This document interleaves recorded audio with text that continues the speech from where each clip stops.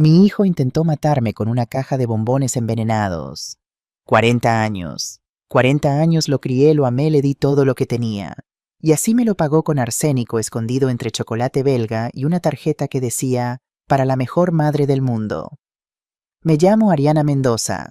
Tengo 69 años. Y esta es la historia de cómo el hijo que adopté cuando era un niño huérfano de 2 años decidió que mi vida valía menos que 200.000 euros. Pero empecemos por el principio, Yani. Aquella mañana del 15 de marzo, Madrid amaneció con un cielo azul brillante de esos que te hacen creer que el mundo es un lugar hermoso. Me desperté en mi pequeño apartamento del barrio de Chamberí, el mismo apartamento donde había vivido los últimos 30 años, primero con mi esposo Marcos, luego sola desde que el cáncer se lo llevó hace 15 años. El apartamento no era lujoso. Paredes blancas con algunas grietas, muebles de madera que habíamos comprado cuando nos casamos, cortinas que ya habían perdido su color original. Pero estaba limpio, ordenado, lleno de fotografías de mi familia en cada rincón. En la mesita de noche junto a mi cama había una foto de Marcos y yo, el día de nuestra boda. Éramos tan jóvenes entonces, tan llenos de esperanza. Él con su traje negro, yo con mi vestido blanco que mi madre había cosido a mano. 45 años habían pasado desde ese día. Y junto a esa foto otra Antonio a los 10 años sonriendo con esa sonrisa que me derretía el corazón. Mi pequeño Antonio, el niño que llegó a mi vida cuando yo creía que nunca sería madre. 69 años. Hoy cumplía 69 años. Me levanté despacio como hacen las personas de mi edad. Las rodillas ya no son lo que eran, la espalda protesta cada mañana. Pero mi mente seguía clara, gracias a Dios. Eso era lo importante. Fui a la cocina a prepararme un café con leche. El ritual de cada mañana: calentar la leche, añadir el café soluble, sentarme junto a la ventana a ver cómo Madrid despertaba. Desde mi cuarto piso podía ver la calle, los vecinos saliendo a trabajar, los niños corriendo hacia el colegio. Pensé en llamar a Antonio para ver si se acordaba de mi cumpleaños. Pero decidí no hacerlo. No quería parecer desesperada por atención. Si mi hijo quería felicitarme, lo haría. Si no, bueno, ya estaba acostumbrada a sus olvidos. Desde que se casó con Elena hace 8 años, todo había cambiado. Las visitas se hicieron más escasas, las llamadas más frías, los abrazos más distantes. Al principio lo justifiqué: está ocupado con el trabajo, tiene su propia familia, ahora es normal que se aleje un poco. Pero con el tiempo la distancia se convirtió en un abismo. Elena nunca me quiso. Eso lo supe desde el primer día que la conocí. Había algo en su mirada, una frialdad que intentaba disimular con sonrisas falsas y palabras corteses. Marcos, que todavía vivía entonces, me lo advirtió: cuidado con esa chica, Ariana, tiene los ojos de quien calcula todo. Pero yo no escuché. Antonio estaba enamorado, y eso era lo único que me importaba. Mi hijo era feliz. ¿Qué más podía pedir una madre? Ahora, tantos años después, entiendo que el amor de madre puede cegarnos. Nos hace ver lo que queremos ver, ignorar lo que no queremos aceptar. Y esa ceguera casi me costó la vida.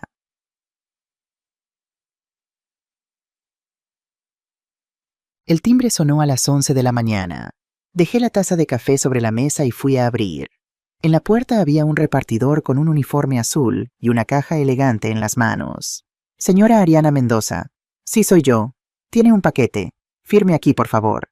Firmé sin prestar mucha atención y tomé la caja. Era pesada, envuelta en papel dorado con un lazo rojo. Muy elegante, muy caro. Cerré la puerta y llevé el paquete a la mesa del comedor. Con cuidado desaté el lazo y abrí el papel. Dentro había una caja de bombones de la marca Casa Cacao, una chocolatería artesanal de Barcelona famosa por sus creaciones exclusivas. Cada bombón costaba una pequeña fortuna. Y encima de la caja, una tarjeta. La tomé con manos temblorosas. Reconocí la letra de Antonio inmediatamente. Para la mejor madre del mundo. Con amor, Antonio. Se me llenaron los ojos de lágrimas. 3 años. Hacía 3 años que Antonio no me regalaba nada. Ni en mi cumpleaños, ni en Navidad, ni en el Día de la Madre. Siempre había excusas: el trabajo, el dinero, los niños. Y yo siempre lo justificaba, porque eso es lo que hacen las madres. Justificamos, perdonamos, seguimos amando aunque nos duela. Pero ahora aquí estaba. Una caja de bombones carísimos con una tarjeta escrita a mano. Mi hijo se había acordado de mí. Mi hijo todavía me quería. Abrí la caja con cuidado. Los bombones eran obras de arte, formas perfectas, decoraciones doradas, aromas que prometían sabores exquisitos. Chocolate negro, chocolate con leche rellenos de frutas de licores de cremas. Una selección digna de un rey. Mi primer instinto fue comer uno inmediatamente, pero entonces pensé en mis nietos Sofía y Miguel. Esos niños eran mi debilidad. A pesar de todo el desprecio que Elena me mostraba, yo adoraba a esos críos. Eran mi Antonio de pequeño, con sus ojos curiosos y sus sonrisas inocentes. Estos bombones son demasiado buenos para mí sola, pensé. Elena y los niños los disfrutarán mucho más. Fue esa generosidad, esa maldita costumbre mía de pensar siempre en los demás antes que en mí misma lo que me salvó la vida. Sin saberlo, sin sospecharlo, siquiera acababa de evitar mi propia muerte.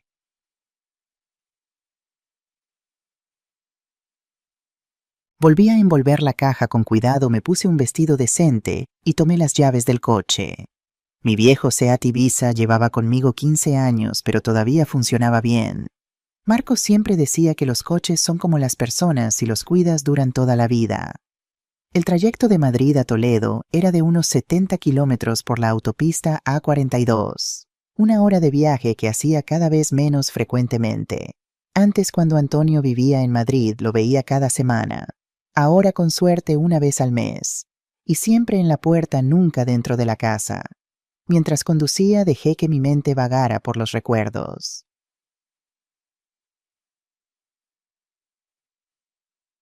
Sevilla, 1985. Yo tenía 29 años y acababa de casarme con Marcos. Éramos felices enamorados llenos de planes para el futuro. Queríamos tener hijos, muchos hijos, llenar nuestra casa de risas y de vida. Pero el destino tenía otros planes. Después de 2 años intentándolo, fuimos al médico. Los análisis fueron claros. Yo no podía tener hijos. Un problema en mis ovarios, algo que no tenía solución. Recuerdo el día que el doctor nos dio la noticia. Marcos me tomó de la mano y me dijo: «No pasa nada, mi amor. Encontraremos otra manera». Y la encontramos. El orfanato de San Pablo estaba en las afueras de Sevilla, un edificio antiguo con paredes de cal blanca y un patio lleno de naranjos. Fuimos allí con el corazón abierto, dispuestos a darle un hogar a un niño que lo necesitara. Y entonces lo vi. Antonio tenía 2 años. Era pequeño, delgado, con unos ojos negros enormes que parecían haber visto demasiado para su corta edad. Sus padres biológicos habían muerto en un accidente de coche 6 meses antes, y desde entonces no había dejado de llorar. Las monjas nos advirtieron: «Este niño está traumatizado, no deja que nadie lo toque, grita cada vez que alguien se acerca». Pero cuando me arrodillé frente a él y le tendí la mano, algo cambió. Me miró fijamente durante un largo momento, y entonces despacio, muy despacio, puso su pequeña mano sobre la mía. Ese fue el momento en que me convertí en madre. Los primeros meses fueron difíciles. Antonio tenía pesadillas cada noche, se despertaba gritando buscando a unos padres que ya no volverían. Yo me quedaba con él hasta el amanecer, cantándole canciones de cuna, acariciándole el pelo, prometiéndole que nunca lo abandonaría. Y una noche, después de 3 meses de paciencia infinita, Antonio me miró con esos ojos enormes y dijo una palabra que cambió mi vida para siempre: «mamá». Lloré durante horas, de felicidad, de alivio, de amor. Mi hijo, mi pequeño Antonio, finalmente era mío. El recuerdo se desvaneció cuando vi el cartel de salida hacia Toledo. Sacudí la cabeza para despejarme y tomé la salida. La casa de Antonio estaba en una urbanización tranquila a las afueras de la ciudad. Una casa de 2 plantas con jardín-garaje y una hipoteca que yo sabía que les costaba pagar cada mes. Antonio trabajaba como contable en una empresa de Madrid y Elena daba clases en un colegio público. No eran ricos, pero vivían cómodamente. O eso creía yo. Aparqué frente a la casa y bajé del coche con la caja de bombones en las manos. El corazón me latía con fuerza. Estaba nerviosa como siempre que venía aquí. Nunca sabía cómo me recibiría Elena. Toqué el timbre. Pasos. El sonido de la cerradura. Y entonces la puerta se abrió. Elena estaba allí con su sonrisa falsa de siempre. Esa sonrisa que nunca llegaba a sus ojos, que gritaba desprecio, aunque sus labios intentaran fingir cortesía. «Hola, suegra. ¿Qué te trae por aquí?» Su tono era condescendiente, como si yo fuera una vendedora ambulante molesta y no la abuela de sus hijos. Hola Elena, Antonio me envió estos bombones por mi cumpleaños y quise compartirlos con vosotros y los niños. Le tendí la caja. Por un momento vi algo extraño en sus ojos. Sorpresa, miedo. Fue solo un instante tan breve que pensé que lo había imaginado. Pero ahora mirando hacia atrás sé que no fue mi imaginación. Elena sabía algo. Elena siempre supo algo. ¿Qué detalle de Antonio?, murmuró tomando la caja. Los niños estarán encantados. Esperé a que me invitara a pasar. No lo hizo. ¿Están los niños en casa?, pregunté intentando ocultar mi decepción. Me gustaría verlos. Están durmiendo la siesta. Ha sido un día largo. Quizás otro día sea mejor. Siempre había una excusa. Siempre un motivo para mantenerme en la puerta para no dejarme entrar en la vida de mi hijo. Claro, dije forzando una sonrisa. Otro día. Me di la vuelta y caminé hacia el coche. Antes de subir miré hacia la casa una última vez. Y entonces lo noté, había un coche desconocido aparcado junto al garaje. Un BMW negro con matrícula de Madrid. Visitas a la hora de la siesta de los niños. Sacudí la cabeza. Estaba siendo paranoica. Probablemente era un vecino o un amigo de Antonio. Subí al coche y emprendí el camino de vuelta a Madrid. No sabía que acababa de salvar mi vida. No sabía que los bombones que había regalado con tanto amor contenían suficiente arsénico para matar a un adulto. No sabía que mi hijo, mi pequeño Antonio, el niño que me llamó mamá por primera vez hace 40 años, me había enviado la muerte envuelta en papel dorado.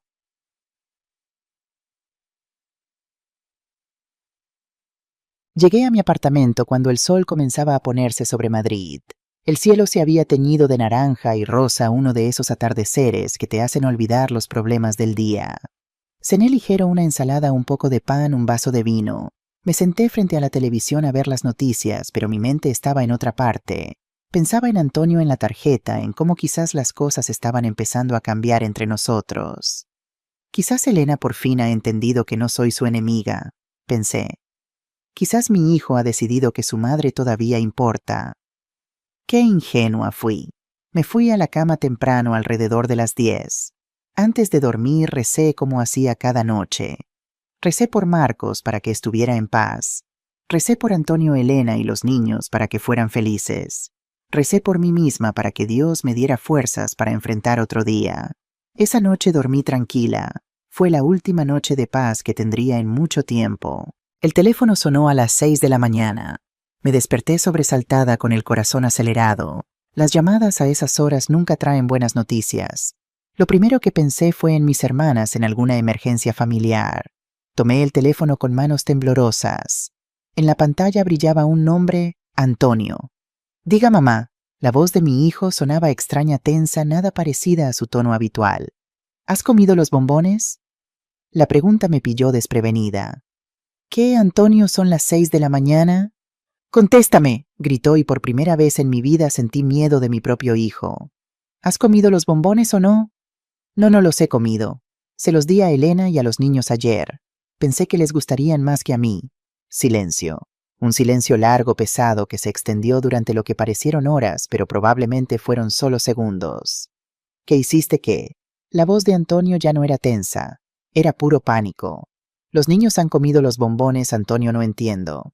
¿Qué pasa? ¿Por qué te importa tanto si comí los bombones o no? Más silencio. Y entonces eres idiota. Eres una maldita idiota. Y colgó. Me quedé con el teléfono en la mano temblando. Mi hijo acababa de llamarme idiota.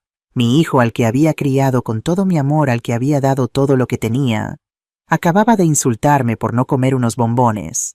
Algo estaba muy mal. Intenté llamarlo de vuelta, pero no contestó. Una vez, 2 veces, 3 veces. Buzón de voz. Me levanté de la cama y fui a la cocina a prepararme un café. Necesitaba calmarme, pensar con claridad.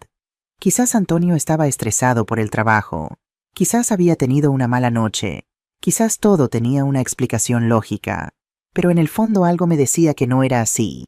Algo me decía que la pesadilla acababa de empezar.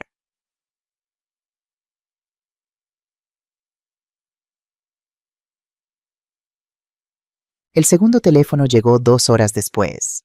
Esta vez era Elena. Su voz sonaba diferente. No era la Elena fría y distante de siempre.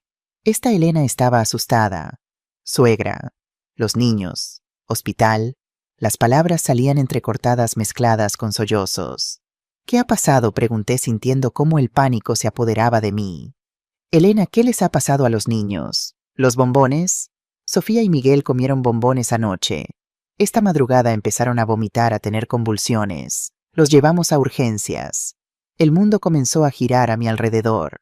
¿Dónde estáis? ¿En qué hospital? Hospital Virgen de la Salud de Toledo. Los médicos dicen que es envenenamiento, que había algo en los bombones. No escuché el resto. El teléfono se me cayó de las manos.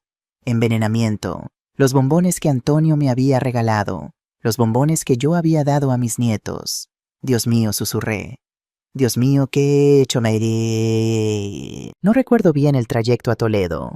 Sé que conduje demasiado rápido, que casi me salto 2 semáforos en rojo, que mis manos temblaban tanto que apenas podía sujetar el volante. En mi cabeza las piezas comenzaban a encajar, aunque mi corazón se negaba a aceptar lo que mi mente ya sabía. La reacción de Antonio cuando supo que no había comido los bombones. Su pánico al enterarse de que los niños sí los habían comido. Sus preguntas específicas, urgentes, desesperadas.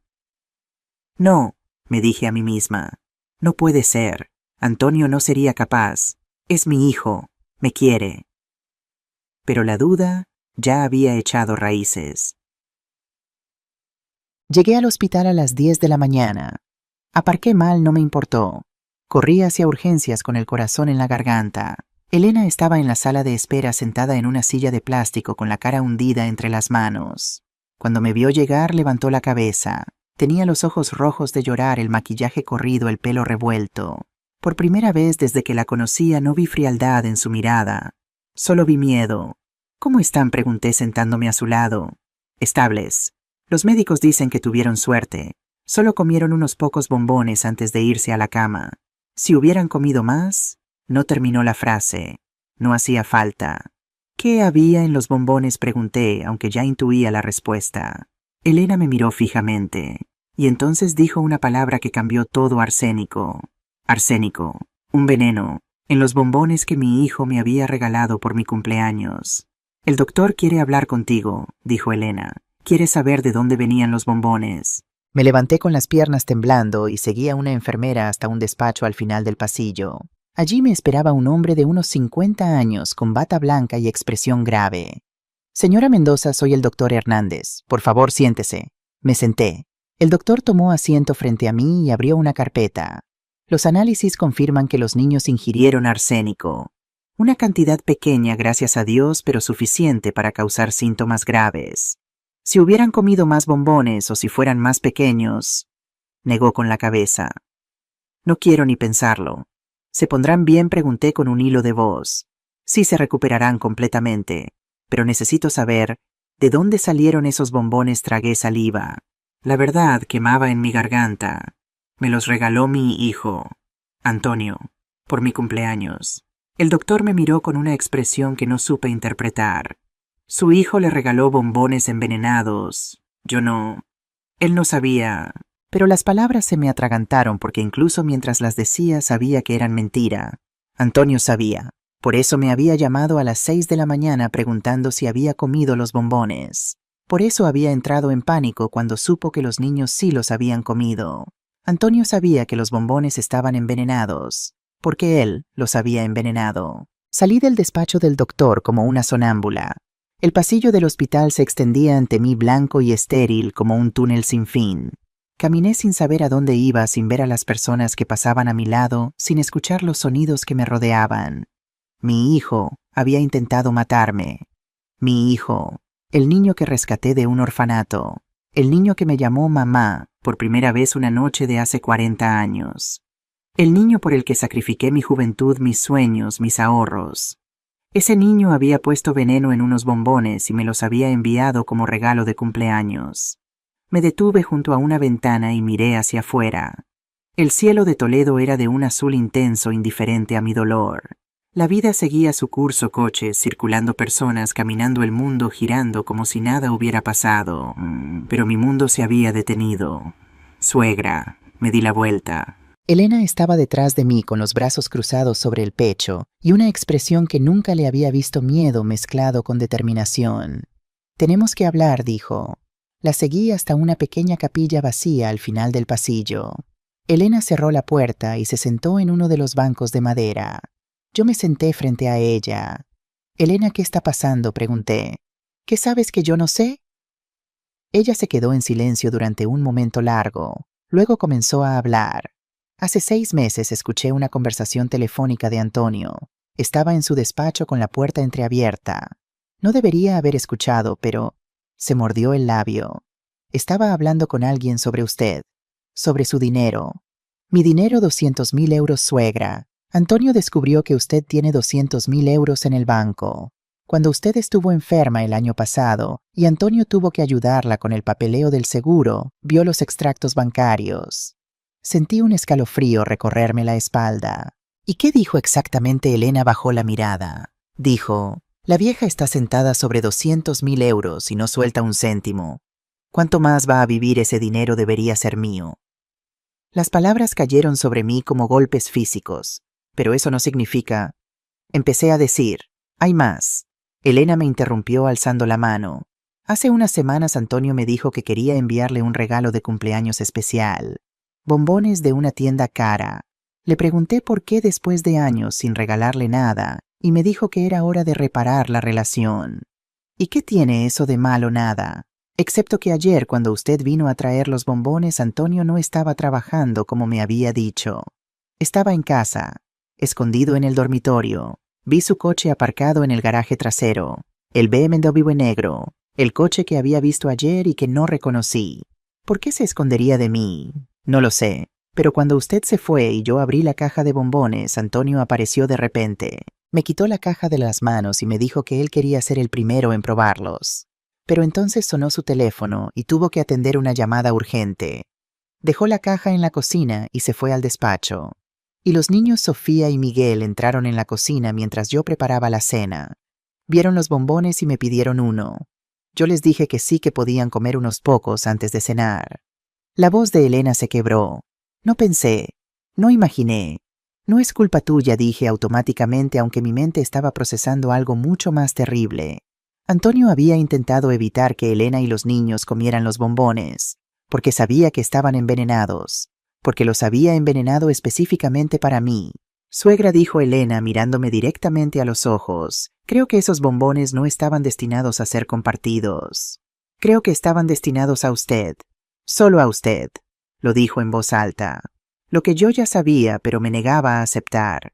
Mi hijo había intentado asesinarme. No. En ese momento la puerta de la capilla se abrió de golpe. Antonio estaba allí en el umbral con la cara pálida y los ojos desorbitados. No había dormido en toda la noche, eso era evidente. Su ropa estaba arrugada, su pelo revuelto, su aspecto general era el de un hombre al borde del colapso. Pero no fue hacia los niños. No preguntó por su salud. No corrió a abrazar a su esposa. Vino directamente hacia mí. Mamá jadeó. «¿Tú comiste algún bombón? ¿Estás segura de que no probaste ni uno?». Y en ese instante, viéndolo allí delante de mí, con el pánico grabado en cada línea de su rostro, lo supe con absoluta certeza. Mi hijo no estaba preocupado por mí. Estaba preocupado por sí mismo. Estaba preocupado porque su plan había fallado. No respondí y mi voz sonó extraña incluso para mí. Fría, distante, como si perteneciera a otra persona. No comí ninguno. El alivio cruzó su rostro por un momento. Solo un momento. Luego fue reemplazado por algo más: frustración, ira contenida. «¿Por qué los diste?», preguntó, y había una acusación en su tono. «Eran para ti. Te los regalé a ti. Porque siempre pienso en los demás antes que en mí misma», respondí. «Porque soy una idiota, como tú mismo dijiste esta mañana». Antonio se quedó paralizado. «¿Qué dijiste?». Me levanté del banco. De repente ya no me sentía débil ni confundida. Sentía algo completamente diferente, una claridad helada que me permitía ver todo con nitidez perfecta. «Tú lo sabías», dije mirándolo fijamente. «Sabías que los bombones estaban envenenados. Mamá, estás delirando. Por eso me llamaste a las 6 de la mañana preguntando si los había comido. Por eso entraste en pánico cuando te dije que se los había dado a los niños». Di un paso hacia él. «Por eso te escondiste ayer cuando vine a la casa. No querías verme. No querías mirarme a los ojos sabiendo lo que habías hecho». «Mamá, para», gritó Antonio retrocediendo. No sabes lo que dices. Sé exactamente lo que digo. Me acerqué más. Podía oler su miedo, verlo en el temblor de sus manos, en el sudor de su frente. Me enviaste bombones envenenados con arsénico, dije pronunciando cada palabra con claridad. Querías que me los comiera y muriera. Querías que pareciera un ataque al corazón. La pobre abuela Ariana tan mayor era cuestión de tiempo. Y entonces heredarías mis 200.000 euros. Antonio abrió la boca para negar, para mentir, para manipular como había hecho toda su vida. Pero antes de que pudiera hablar, Elena intervino. Antonio dijo, y su voz era de acero: los médicos encontraron arsénico en la sangre de nuestros hijos. Si no dices la verdad, ahora mismo voy a llamar a la policía. El silencio que siguió fue absoluto. Antonio nos miró a las dos, a su madre, a quien había intentado asesinar, y a su esposa, madre de los hijos, que casi había matado por accidente. Y entonces su máscara cayó.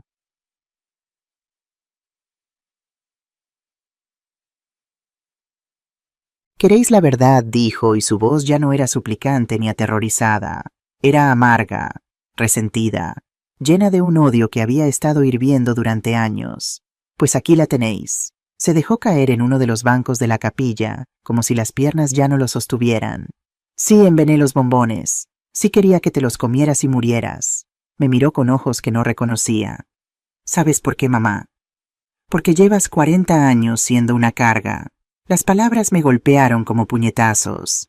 Una carga, siempre dando, siempre sacrificándote, siempre recordándome todo lo que hiciste por mí. Te adopté cuando nadie te quería. Te di una familia. Te di amor. ¿Sabes lo que se siente crecer con esa deuda sobre los hombros? Saber que nunca jamás podrás pagarla. Antonio, yo nunca pedí nada a cambio. «Exacto», gritó levantándose de golpe. «Nunca pediste nada, pero lo esperabas todo. Esperabas que fuera el hijo perfecto, que te visitara cada semana, que te llamara cada día, que te agradeciera eternamente por haberme salvado».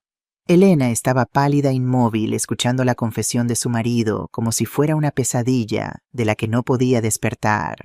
«Y luego está el dinero», continuó Antonio, caminando de un lado a otro, como un animal enjaulado. 200.000 euros. 200.000 euros que has acumulado viviendo como una miserable, comiendo sobras, vistiendo ropa de hace 20 años. Todo ese dinero que será mío cuando mueras. Pero ¿cuándo vas a morir, mamá? Tienes 69 años y estás más sana que yo. Podrías vivir otros 20 años. Así que decidiste acelerar las cosas, dije, y mi voz sonaba hueca. Necesitaba ese dinero, ahora explotó. Tengo deudas, mamá. Deudas que no puedes ni imaginar. Gente peligrosa que amenaza con matarme si no pago. Y tú estás ahí sentada sobre una fortuna negándote a ayudar a tu propio hijo. Nunca me dijiste que debías tanto. Te pedí 20.000 euros el año pasado. Me dijiste que no, porque sabía que los usarías para apostar, repliqué. Y la verdad de esas palabras me sorprendió incluso a mí. En algún nivel siempre había sabido que Antonio tenía problemas con el juego. Simplemente me había negado a verlo.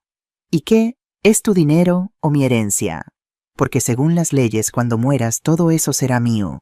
Yo solo adelanté el calendario. Adelantaste el calendario matándome. Iba a ser indoloro, gritó, y había una nota de justificación en su voz que me heló la sangre.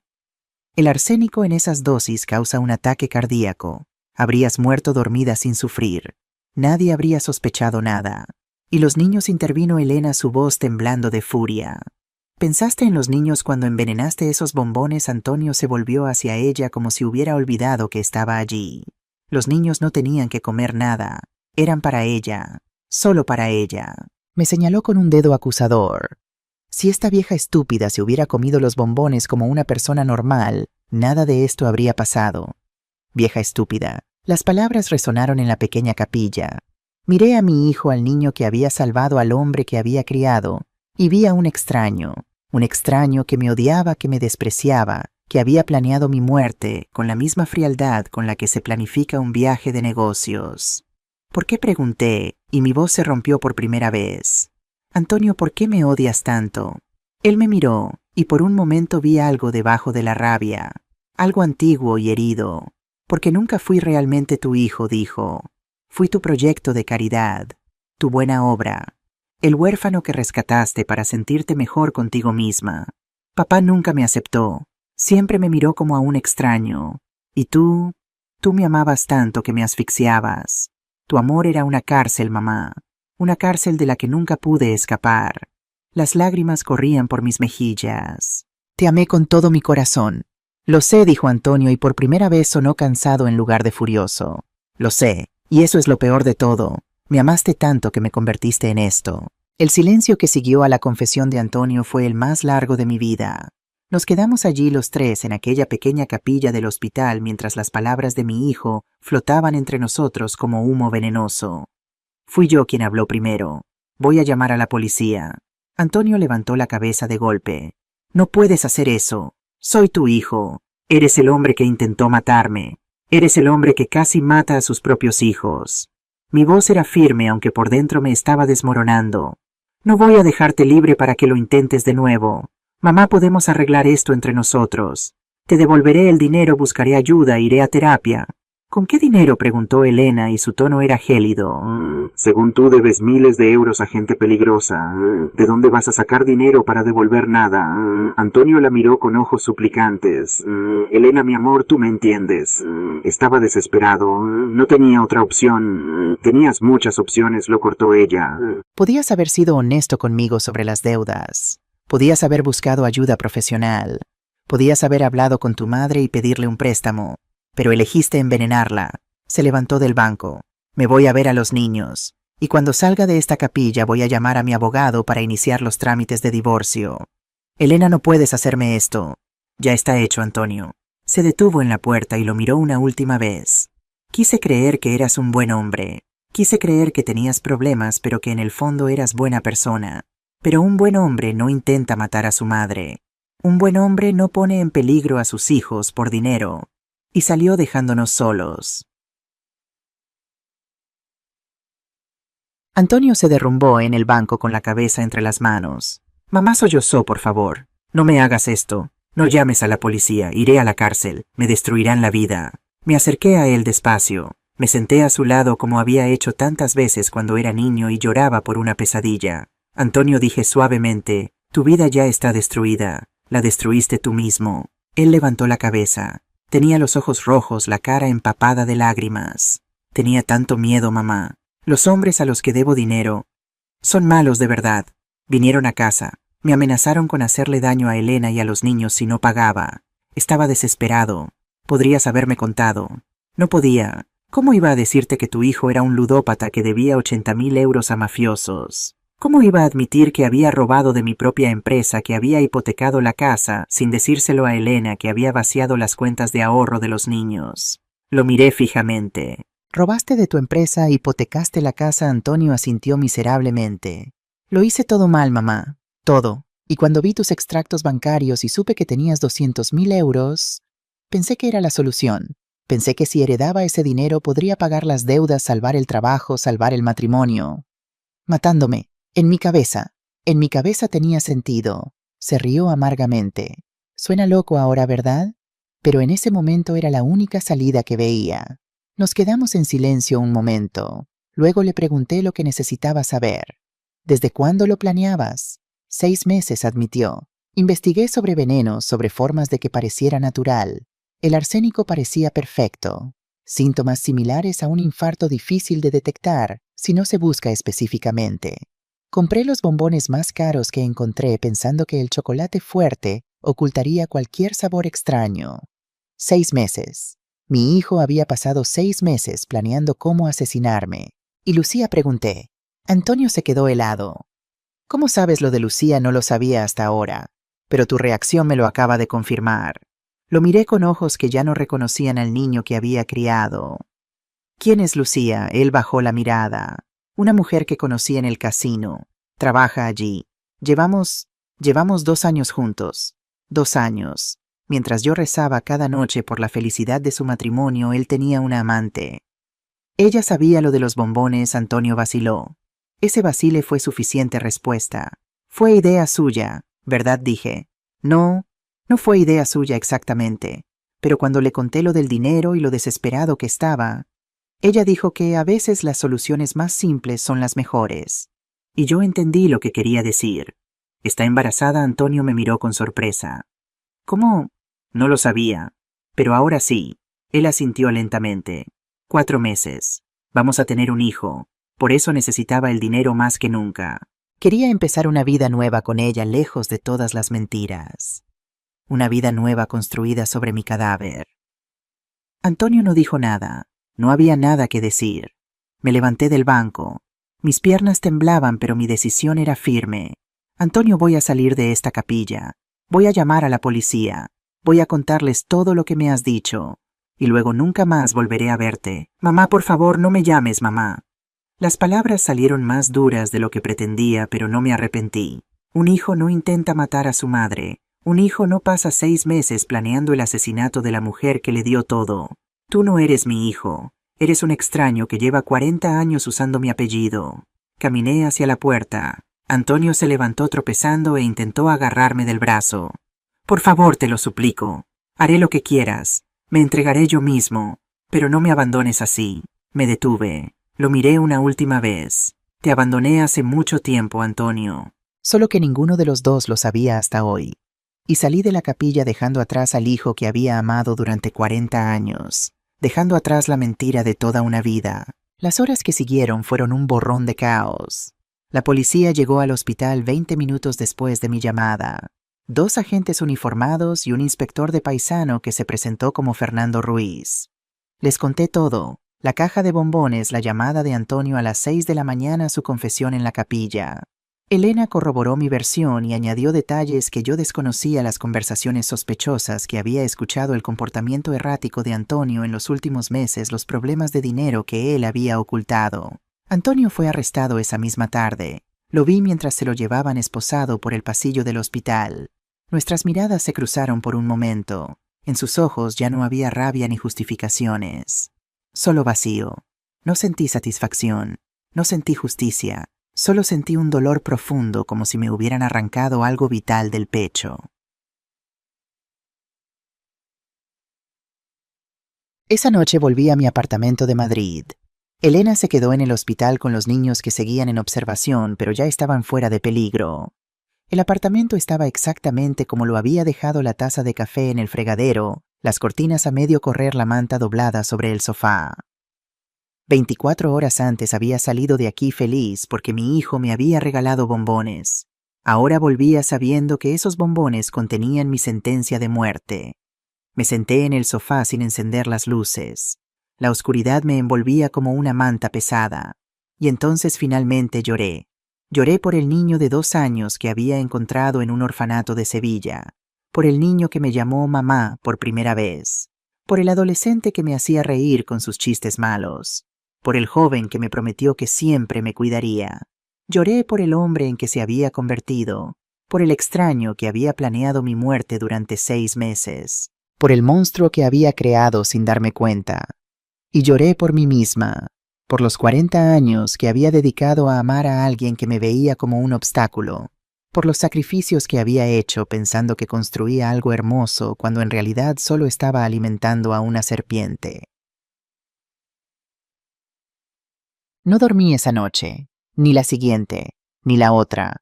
Me quedaba sentada en el sofá mirando la pared, reviviendo cada momento de los últimos 40 años, buscando señales que hubiera ignorado, momentos en los que podría haber actuado diferente. Fue cuando le perdoné por robar dinero de mi cartera a los 15 años. Fue cuando pagué sus deudas de universidad sin hacer preguntas. Fue cuando seguí llamándolo cada semana aunque él nunca devolvía las llamadas. ¿Cuándo exactamente había empezado a criar a un asesino? Al tercer día alguien llamó a la puerta. Me levanté con dificultad. No me había duchado. No había comido más que unas galletas. No había hablado con nadie, excepto la policía. Abrí la puerta. Un hombre de unos 55 años estaba allí. Alto, canoso, con un traje gris elegante y ojos amables. Ariana, soy Diego Fernández. Era amigo de Marcos. Diego. El nombre me resultaba familiar. Marcos lo había mencionado muchas veces, su compañero de universidad, el que se hizo abogado, el que siempre decía que le debía la vida por ayudarlo a aprobar derecho romano. Supe lo que pasó, dijo Diego. Salió en las noticias. Hijo intenta envenenar a su madre por la herencia. Vine en cuanto pude. Me aparté para dejarlo pasar. Entramos en la sala con las cortinas cerradas y el olor a abandono. Diego miró a su alrededor sin decir nada. Luego se volvió hacia mí. Ariana, no puedes quedarte aquí hundiéndote en la oscuridad. Marcos no querría eso. Marcos está muerto, respondí y mi voz sonaba hueca. Y el hijo que criamos intentó matarme. Lo sé, y lo siento profundamente. Se sentó en el sofá y me indicó que hiciera lo mismo. Pero ahora tienes una elección. Puedes dejarte morir de tristeza aquí dentro, o puedes luchar. ¿Luchar? ¿Contra quién? Contra mi propio hijo, contra la injusticia, contra el hombre que intentó asesinarte. Diego se inclinó hacia adelante. Antonio tendrá un juicio, y por lo que me han contado mis contactos en la fiscalía, ha contratado a uno de los mejores abogados penalistas de España. Javier Ortega. ¿Te suena el nombre? Negué con la cabeza. Ortega es conocido como el liberador de demonios. Se especializa en sacar a culpables de la cárcel. Ha conseguido absoluciones en casos que parecían imposibles. Diego me miró fijamente. Antonio va a pelear por su libertad. Y si no tienes a alguien luchando por ti, podría ganar. ¿Ganar? Pero confesó. Los médicos encontraron arsénico. Las confesiones pueden retractarse. Las pruebas pueden cuestionarse. Ortega ya está construyendo una defensa. Dice que Antonio no sabía que los bombones estaban envenenados. Dice que fue su amante, esa tal Lucía, quien lo hizo sin que él supiera. El estómago se me revolvió. Eso es mentira. Tú y yo lo sabemos. Pero ante un tribunal la verdad no siempre gana. Gana quien la presenta mejor. Me quedé en silencio procesando sus palabras. ¿Qué propones?, pregunté finalmente. Diego sacó una tarjeta de su bolsillo. Que me dejes ayudarte. Soy abogado, aunque mi especialidad es derecho civil no penal. Pero tengo contactos. Puedo coordinar tu defensa, asegurarme de que Antonio pague por lo que hizo. ¿Por qué?, pregunté. Apenas me conoces. ¿Por qué querrías ayudarme? Diego sonrió tristemente. Porque se lo debo a Marcos. Antes de morir me hizo prometer que cuidaría de ti si alguna vez lo necesitabas. Su voz se suavizó. He tardado 15 años en cumplir esa promesa. Más vale tarde que nunca. Las lágrimas volvieron a mis ojos. Pero esta vez no eran solo de tristeza. Eran de algo que había olvidado, que existía esperanza. Las semanas siguientes fueron un torbellino de actividad. Diego tomó las riendas de mi caso con una eficiencia que me dejó asombrada. Contrató a un investigador privado llamado Rafael Moreno, un ex policía de Madrid con reputación de encontrar lo que otros no podían. Contactó con la fiscalía para asegurarse de que mi testimonio fuera tenido en cuenta. Y me ayudó a organizar mis finanzas para protegerlas de cualquier reclamación que Antonio pudiera hacer. Porque resulta que mi hijo no solo había planeado matarme, también había intentado acceder a mis cuentas bancarias usando documentos falsificados. El banco lo había detectado a tiempo, pero el intento quedó registrado. Otro cargo más para la lista, dijo Diego cuando se lo conté. Intento de fraude. Rafael, el investigador, me visitaba cada pocos días con nuevos informes. Lo que descubrió sobre Antonio era peor de lo que había imaginado. Las deudas de juego ascendían a 80.000 euros. Debía dinero a casinos legales, a casas de apuestas online, y lo peor de todo, a un grupo de prestamistas ilegales conocido como Los Hermanos, con conexiones en Valencia y Madrid. Había estado robando de su empresa durante 3 años. Pequeñas cantidades al principio, luego sumas mayores. El total superaba los 50.000 euros. Su jefe aún no lo sabía, pero era cuestión de tiempo. Y luego estaba Lucía. Lucía Vega, 28 años, empleada del Casino Gran Madrid. Llevaban 2 años de relación. Ella estaba embarazada de 4 meses. Y según los mensajes de texto que Rafael había conseguido obtener, había sido cómplice activa en el plan para envenenarme. Solo tienes que asegurarte de que se los coma, decía un mensaje de Lucía a Antonio. Después todo será nuestro. Y si algo sale mal, respondía Antonio. Nada saldrá mal. Los viejos mueren todo el tiempo. Nadie sospechará. Leí esos mensajes con las manos temblando. Los viejos mueren todo el tiempo. Así me veían, como un obstáculo a eliminar, no como una persona. Esto es suficiente para hundirlos a los dos, dijo Rafael. Pero necesitamos más. Necesitamos que Lucía testifique contra Antonio. ¿Cómo si ella es tan culpable como él? Exacto, pero si le ofrecemos un trato, menos cárcel a cambio de su testimonio. Rafael se encogió de hombros. No sería la primera vez que una cómplice traiciona a su pareja para salvar su propio pellejo. La idea me revolvía el estómago, pero Diego tenía razón, esto era una guerra, y en una guerra a veces hay que hacer alianzas incómodas. Mientras tanto, mi vida comenzó a cambiar de otras maneras. Elena y los niños se instalaron temporalmente en mi apartamento.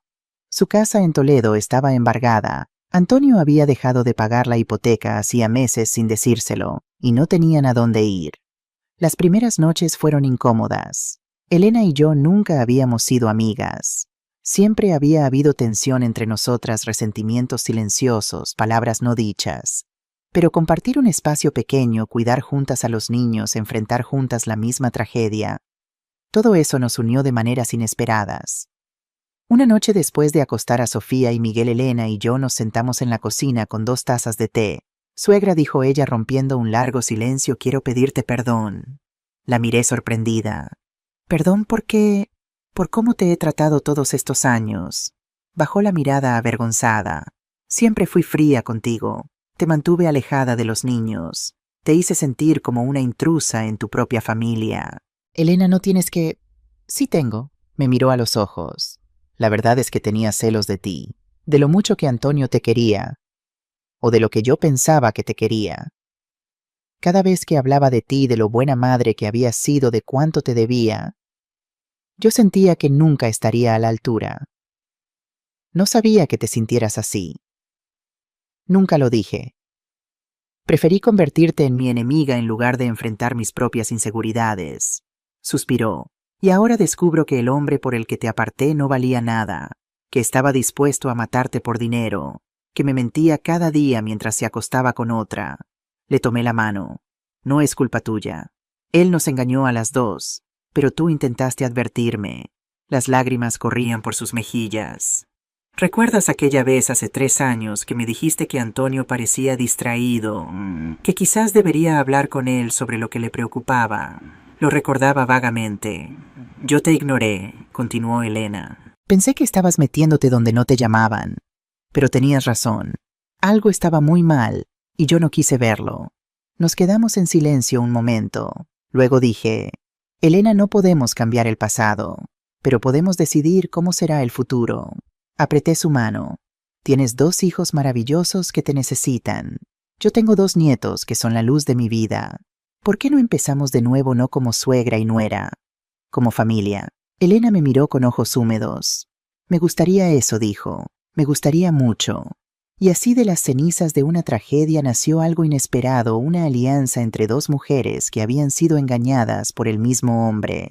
Una amistad construida sobre el dolor compartido. Pasaron 2 meses. Antonio seguía en prisión preventiva a la espera de juicio. Su abogado Javier Ortega había intentado conseguirle la libertad bajo fianza, pero el juez la denegó considerando el riesgo de fuga. Lucía también había sido arrestada tras huir a Portugal. La policía la encontró en Lisboa intentando cruzar a Brasil con un pasaporte falso.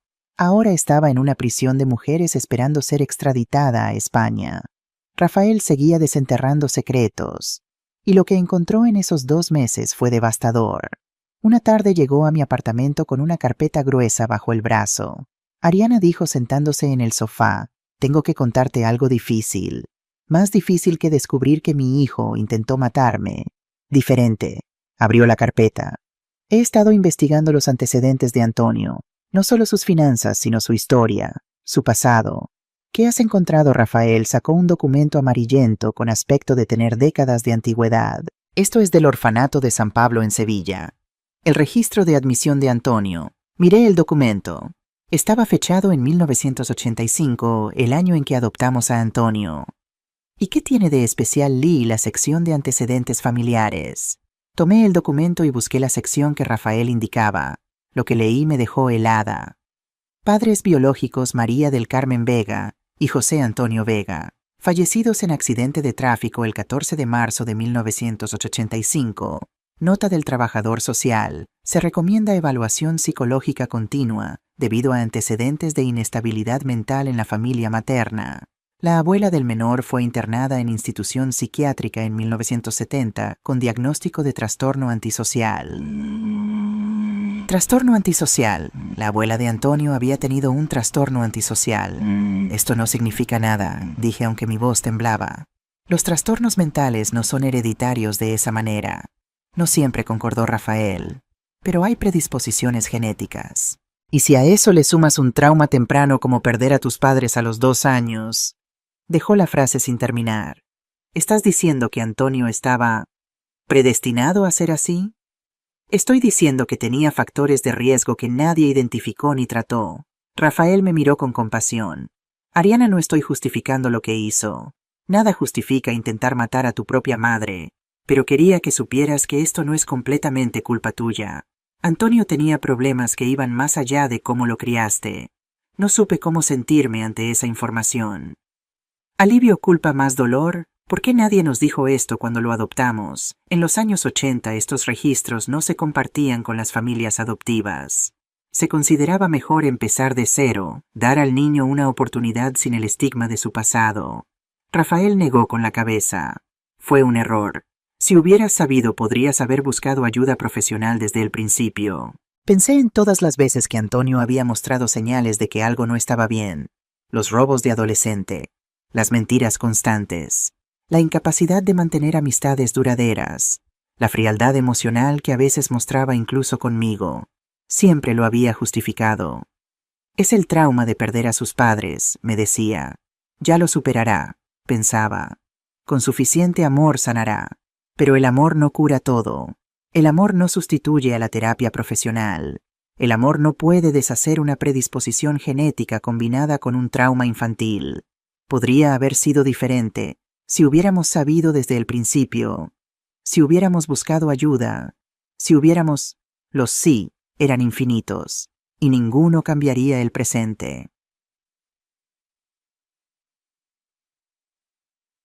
Esa misma semana recibí otra noticia inesperada.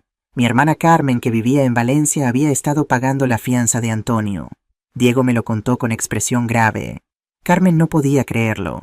Mi propia hermana vendió su apartamento en Valencia para reunir el dinero, 100.000 euros. Los entregó al abogado de Antonio como garantía para una nueva petición de fianza. Pero el juez ya denegó la fianza. Ortega va a presentar una nueva solicitud, con pruebas de arraigo familiar y apoyo comunitario. Carmen ha firmado una declaración diciendo que Antonio puede vivir con ella mientras espera el juicio. El suelo pareció abrirse bajo mis pies. Mi hermana, mi pequeña Carmen, a quien había cuidado toda mi vida, a quien había protegido de nuestro padre alcohólico, a quien había ayudado a pagar la universidad. Mi hermana estaba del lado del hombre que había intentado matarme. Tomé el teléfono y marqué su número. Contestó al segundo tono.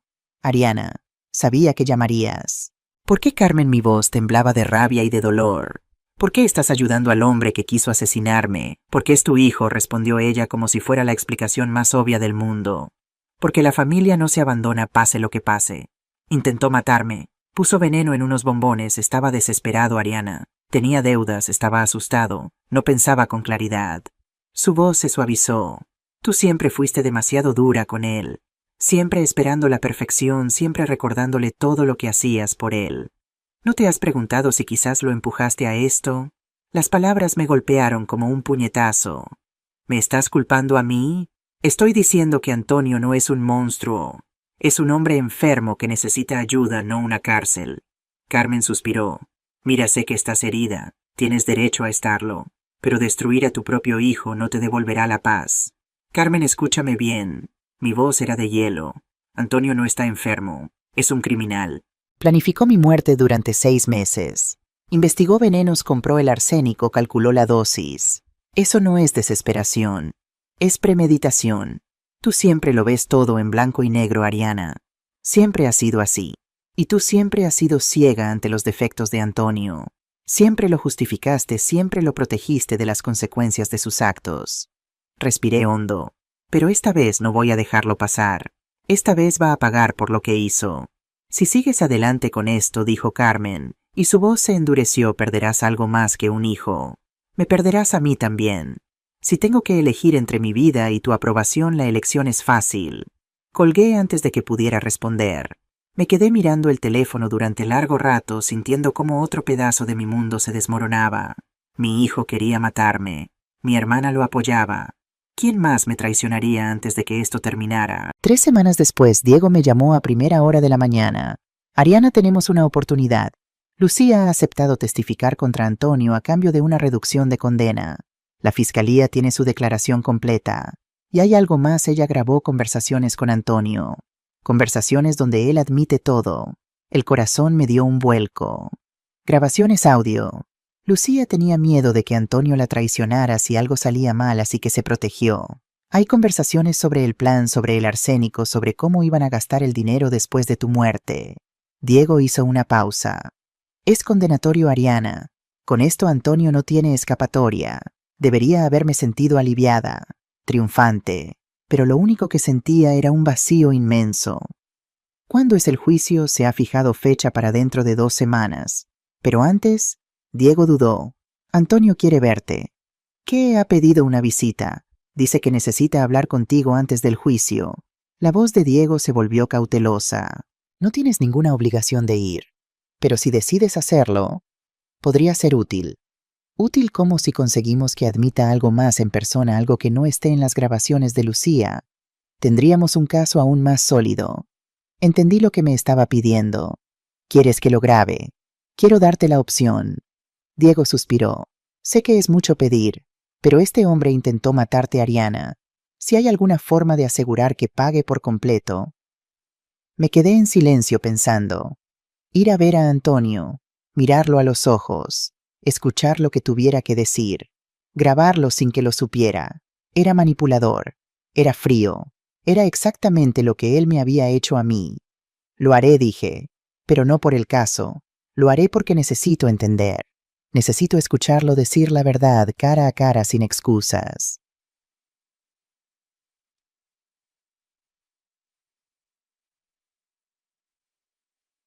La cárcel de Toledo estaba en las afueras de la ciudad, un edificio gris y sombrío que parecía absorber la luz del sol.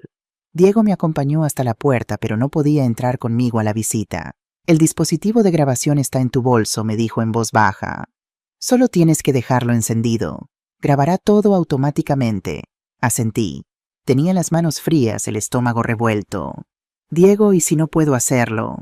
¿Y si lo veo y me derrumbo? No te derrumbarás. Me puso una mano en el hombro. Eres más fuerte de lo que crees, Ariana. Marcos siempre lo decía. Mi Ariana parece suave por fuera, pero por dentro es de acero. Sonreí a pesar del miedo. Marcos exageraba. Marcos te conocía mejor que nadie. Respiré hondo y entré en la cárcel. Sí. La sala de visitas era pequeña y fría, con una mesa de metal en el centro y 2 sillas a cada lado. Un guardia me indicó que esperara mientras traían al preso. Me senté con el bolso sobre las rodillas, sintiendo el peso del dispositivo de grabación como si fuera una bomba a punto de explotar. 5 minutos, 10, 15, y entonces la puerta se abrió. Antonio entró esposado, acompañado por 2 guardias. Había perdido peso desde la última vez que lo vi. Su cara estaba demacrada, con ojeras profundas y una barba descuidada que nunca antes le había visto. Se sentó frente a mí. Los guardias se retiraron a la esquina de la sala, pero permanecieron dentro. Nos miramos en silencio durante un largo momento. Mamá dijo finalmente y su voz se quebró. «Viniste, dijiste que querías hablar. Aquí estoy. Pensé que no vendrías. Después de todo lo que...» Yo también pensé que no vendría, lo interrumpí. Pero resulta que tengo preguntas. Preguntas que solo tú puedes responder. Antonio bajó la mirada. Pregunta. Te diré todo lo que quieras saber. ¿Por qué levantó la cabeza confundido? ¿Por qué qué? ¿Por qué yo? Las palabras salieron cargadas de dolor. De todas las personas del mundo a las que podrías haber robado, engañado, usado. ¿Por qué tu propia madre, Antonio, cerró los ojos un momento? Cuando los abrió había algo diferente en ellos. No la rabia de la confesión en el hospital, no el pánico del arresto. Algo más profundo. Porque eras la única que siempre estaría ahí, dijo. La única que nunca me abandonaría pasara lo que pasara. La única a la que podía fallar una y otra vez, y que seguiría queriéndome. Eso no tiene sentido. Tiene todo el sentido. Se inclinó hacia adelante. Mamá, ¿sabes cuál es la peor parte de ser adoptado? No es no conocer a tus padres biológicos. No es sentirte diferente. La peor parte es la deuda. La deuda. Me salvaste. Me diste una familia, un hogar, una vida. Y cada día desde que tengo memoria he sentido el peso de esa deuda sobre mis hombros. Su voz se volvió amarga. Nunca fui solo tu hijo. Fui tu proyecto de caridad, tu buena obra, la prueba de lo generosa y sacrificada que eras. Antonio, eso no es verdad. No soltó una risa hueca. ¿Cuántas veces contaste la historia de cómo me adoptaste? ¿A cuántas personas les dijiste lo difícil que fue criarme, lo mucho que sacrificaste, lo agradecido que debería estar? Me quedé sin palabras, porque tenía razón. Había contado esa historia cientos de veces. Siempre pensé que era una historia de amor de familia, de segundas oportunidades. Nunca me pregunté cómo la escuchaba Antonio. Papá Marcos nunca me aceptó del todo, continuó. Oh, era amable, cumplía con su papel, pero nunca me miró como un padre mira a un hijo. Me miraba como quien mira a un invitado que se ha quedado demasiado tiempo. Marcos te quería a ti, y me toleraba porque venía en el paquete. Antonio se encogió de hombros. No lo culpo, no era su hijo. No compartíamos sangre. ¿Por qué iba a quererme como a un hijo? El dolor en su voz era real. No era manipulación, no era excusa, era verdad. Y esa verdad me partía el corazón. Antonio, dije, y mi voz temblaba, yo te quería. Te quise desde el momento en que te vi en aquel orfanato. Eras mi hijo en todo lo que importaba. Lo sé. Él asintió. Lo sé, mamá. Y ese es el problema. Me querías demasiado. Me querías tanto que me asfixiabas. Cada vez que fallaba, ahí estabas para arreglarlo. Cada vez que metía la pata, ahí estabas para excusarme. Nunca me dejaste enfrentar las consecuencias de mis actos, porque era mi trabajo protegerte. No, mamá. Tu trabajo era prepararme para el mundo real, y no lo hiciste. Se pasó las manos esposadas por el pelo. Crecí creyendo que siempre habría alguien para salvarme, que las reglas no aplicaban a mí, que mis acciones no tenían consecuencias. Y cuando finalmente me encontré en un agujero del que no podía salir, decidiste matarme. Decidí tomar lo que creía que me correspondía. Me miró directamente. Ese dinero, mamá, en mi mente retorcida ya era mío. Solo estabas retrasando lo inevitable, y yo era solo un obstáculo. Sí, la palabra cayó entre nosotros como una piedra. En ese momento eso era todo lo que eras, un obstáculo entre yo y mi supervivencia. El silencio se extendió, y entonces pregunté lo que realmente necesitaba saber. Si yo hubiera comido esos bombones y hubiera muerto, ¿habría sentido algo? ¿Remordimiento? ¿Culpa? Algo. Antonio tardó mucho en responder. Creo que sí, dijo finalmente. Creo que una parte de mí habría muerto contigo. Pero en ese momento estaba tan desesperado, tan aterrorizado, que había desconectado esa parte. Y ahora, se le llenaron los ojos de lágrimas. Ahora que estoy aquí, que he tenido tiempo para pensar, que veo lo que he hecho. Su voz se quebró. No espero que me perdones, mamá. No merezco tu perdón. Pero quiero que sepas que lo siento. Lo siento de verdad. No porque me hayan pillado, sino porque finalmente entiendo el monstruo en el que me convertí. Las lágrimas corrían por mis mejillas. Las suyas también. Dos personas rotas sentadas en una sala fría de prisión, intentando encontrar sentido a lo incomprensible. Antonio, dije, y mi voz era apenas un susurro. No sé si podré perdonarte. No sé si debería. Lo que hiciste, lo sé, pero... Respiré hondo. Pero también sé que una parte de esto es mi culpa.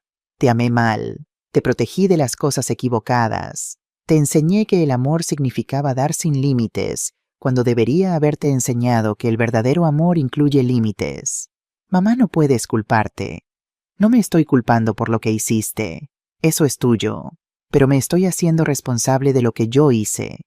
Lo miré fijamente. Fuimos dos personas que se fallaron mutuamente. Yo te fallé primero. Tú me fallaste después. Y ahora ambos estamos pagando el precio. Antonio asintió lentamente. ¿Qué va a pasar ahora?, preguntó. Vas a ir a juicio. Probablemente a la cárcel. No tenía sentido mentirle. Las pruebas son abrumadoras. Lo sé. Y yo voy a seguir adelante. Voy a reconstruir mi vida. Voy a cuidar de Elena y de los niños. Elena te dejará.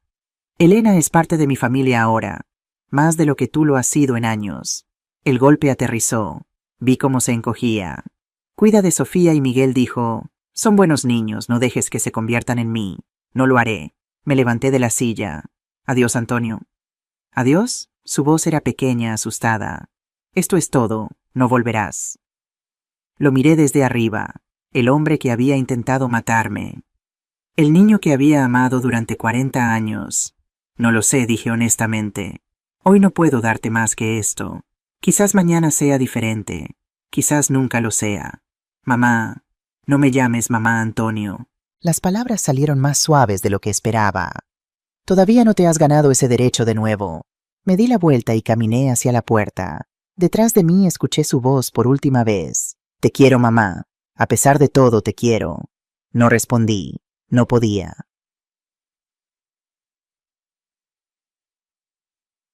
Diego me esperaba fuera, apoyado en el coche.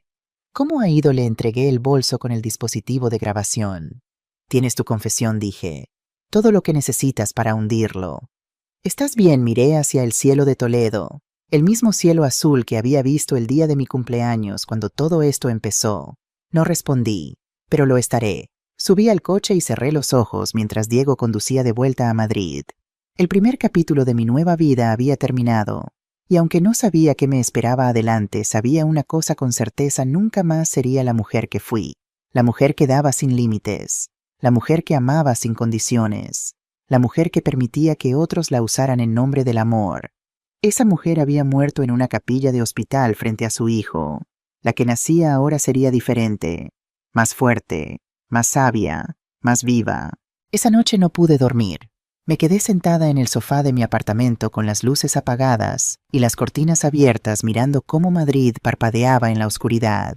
Desde mi ventana podía ver las calles iluminadas, los coches pasando la vida normal de gente normal que no había sido traicionada por sus propios hijos. La grabación estaba en manos de Diego. Las palabras de Antonio, su confesión, todo quedaría registrado como prueba.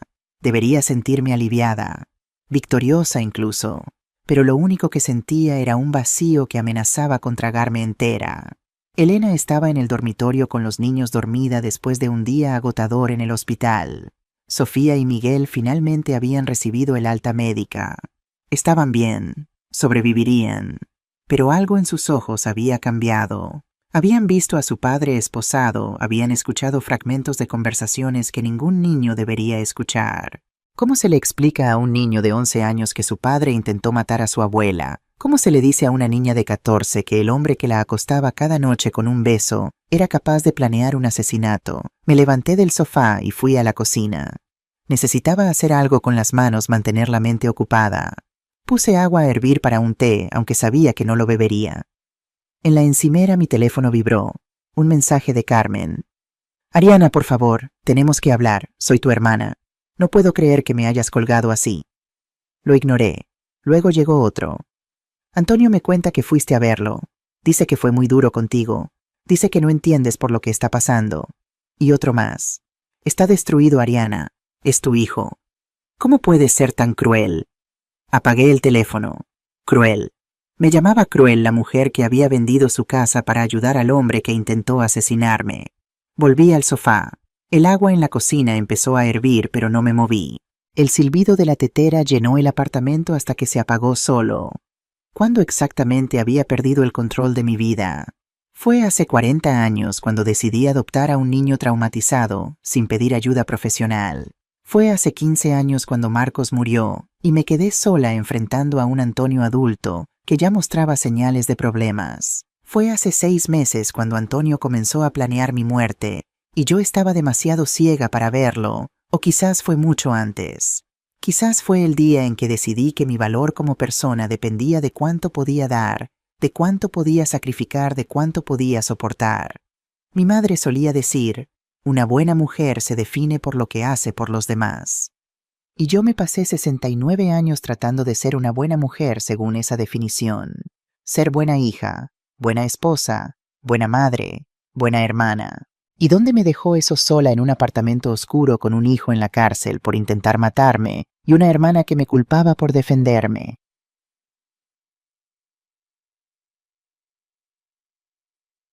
El amanecer llegó sin que me diera cuenta. La luz del sol se filtró por la ventana iluminando el apartamento con una claridad cruel que exponía cada grieta, cada mancha, cada imperfección. Como mi vida. Elena salió del dormitorio a las 7, sorprendida de encontrarme despierta. Suegra, ¿no has dormido? Negué con la cabeza. No podía. Elena se sentó a mi lado en el sofá. Llevaba uno de mis camisones viejos demasiado grande para ella y se veía tan joven, tan vulnerable. Yo tampoco dormí mucho, admitió. Los niños tuvieron pesadillas. Sofía se despertó llorando 3 veces. ¿Qué le dijiste la verdad? ¿O parte de ella? Elena suspiró. Le dije que su padre había hecho algo muy malo, que había lastimado gente y que por eso estaba en un lugar donde lo ayudarían a ser mejor. Y ella lo creyó. Sofía es lista. Demasiado lista. Elena me miró. Me preguntó si su padre la quería. Si alguna vez la había querido de verdad. El corazón se me encogió. ¿Qué respondiste? Le dije que sí, que su padre la quiere, pero que a veces las personas enfermas hacen cosas terribles, incluso a las personas que aman. La voz de Elena se quebró. No sé si fue la respuesta correcta. No sé cómo se supone que maneje esto. Le tomé la mano. Nadie sabe cómo manejar esto, Elena. No existe un manual. Para mi marido intentó matar a mi suegra. Ella soltó una risa amarga. ¿Sabes qué es lo peor? Que una parte de mí todavía lo quiere. Me miró con ojos llenos de lágrimas. Sé que es un monstruo, sé lo que hizo, pero cuando pienso en los primeros años, cuando éramos felices, cuando parecía amarme de verdad, una parte de mí se pregunta si esa persona todavía existe en algún lugar. Probablemente sí, dije. Las personas rara vez son completamente buenas o completamente malas. Antonio tiene bondad en él, solo que la enterró bajo capas de resentimiento, adicción y egoísmo. ¿Crees que puede cambiar? La pregunta flotó entre nosotras. No lo sé, respondí honestamente, pero sé que aunque pudiera cambiar, no tiene derecho a otra oportunidad conmigo. Algunas traiciones son demasiado profundas para sanar. Elena asintió lentamente. Voy a divorciarme de él, dijo. Ya contraté a un abogado. Quiero que los niños y yo empecemos de nuevo sin el peso de lo que Antonio hizo. Apoyo tu decisión completamente. Pero suegra, Elena vaciló. El abogado dice que el proceso podría ser complicado. Antonio va a intentar retener el contacto con los niños. Y legalmente como padre tiene derechos. La sola idea me revolvió el estómago. Después de lo que hizo, después de casi matarlos, los envenenó a ellos por accidente. Su objetivo eras tú. Elena se mordió el labio. Ante la ley eso podría hacer una diferencia, especialmente con un abogado como Javier Ortega. Me levanté del sofá con la rabia hirviendo en mi pecho. Entonces nos aseguraremos de que Antonio sea condenado por tanto tiempo que cuando salga los niños sean adultos y puedan decidir por sí mismos si quieren verlo. Como con cada arma que tengamos. Las grabaciones de Lucía, mi testimonio, la grabación de ayer, los registros médicos de los niños. Todo. La miré fijamente. Diego es un buen abogado. Y yo tengo 200.000 euros que estoy más que dispuesta a gastar en asegurarme de que la justicia se cumpla. Por primera vez en días, Elena sonrió. Entonces luchemos. Juntas. 2 días después, Carmen apareció en mi puerta. No llamó antes. No avisó. Simplemente llegó a las 9 de la mañana tocando el timbre insistentemente hasta que abrí. Estaba más delgada de lo que la recordaba, con ojeras profundas y el pelo sin peinar. Pero en sus ojos había una determinación feroz que reconocí inmediatamente. Era la misma mirada que veía en el espejo cada mañana. Carmen, dije sin apartarme de la puerta. No esperaba verte. Necesitamos hablar. Ahora. Intentó entrar, pero bloqueé el paso con mi cuerpo. No creo que tengamos nada que hablar. Soy tu hermana Ariana. No puedes simplemente borrarme de tu vida porque no estoy de acuerdo contigo. No te estoy borrando por desacuerdo. Te estoy protegiendo de alguien que apoya a mi potencial asesino. Carmen se estremeció ante la palabra. Antonio no es un asesino. Intentó matarme, la interrumpí levantando la voz. Puso arsénico en bombones con la intención específica de que yo muriera. ¿Cómo lo llamarías tú? Estaba desesperado. Tenía problemas que tú no entendías. ¿Y eso justifica el asesinato? Di un paso hacia ella. Carmen, escúchate. Estás haciendo exactamente lo que yo hice durante 40 años, justificar lo injustificable, encontrar excusas para comportamientos inexcusables. Tú siempre fuiste dura con él, espetó Carmen. Siempre esperando que fuera perfecto. Nunca aceptaste que era solo humano. Ser humano incluye tener defectos, no incluye planear asesinatos. Respiré hondo intentando calmarme. Carmen, vendiste tu casa, tu única casa, para pagar la fianza de un hombre que confesó haber envenenado a su propia madre. ¿En qué momento eso te pareció razonable? Porque alguien tiene que creer en él. Alguien tiene que estar de su lado cuando todos lo abandonan. Él se puso a sí mismo en esta situación. Nadie lo abandonó. Él nos traicionó a todos. Carmen negó con la cabeza violentamente. Tú no lo entiendes. Nunca fuiste madre biológica. No sabes lo que es llevar a un hijo en tu vientre, sentir ese vínculo. Las palabras me golpearon como una bofetada. ¿En serio vas a jugar esa carta? Mi voz temblaba. No tuve hijos biológicos, Carmen, pero amé a Antonio como si hubiera salido de mis entrañas. Cada noche en vela, cada sacrificio, cada lágrima derramada por él fueron tan reales como si lo hubiera parido yo misma. No es lo mismo. Tienes razón, no es lo mismo, porque si hubiera sido hijo biológico tuyo también lo habrías justificado cuando intentara matarte. La miré con una mezcla de pena y rabia. ¿Sabes cuál es tu problema, Carmen? Que nunca tuviste hijos, y por eso idealizaste a Antonio. Lo convertiste en el hijo que nunca tuviste, y ahora no puedes aceptar que es un criminal. Carmen palideció. Eso fue cruel. Pero cierto. Comencé a cerrar la puerta. Hiciste tu elección, Carmen. Elegiste a Antonio sobre mí. Ahora vive con esa elección. Si sigues adelante con el juicio, destruirás a nuestra familia. Me detuve. Carmen, la familia se destruyó el día que Antonio puso arsénico en esos bombones. Yo solo estoy recogiendo los pedazos y decidiendo qué hacer con ellos. La miré una última vez.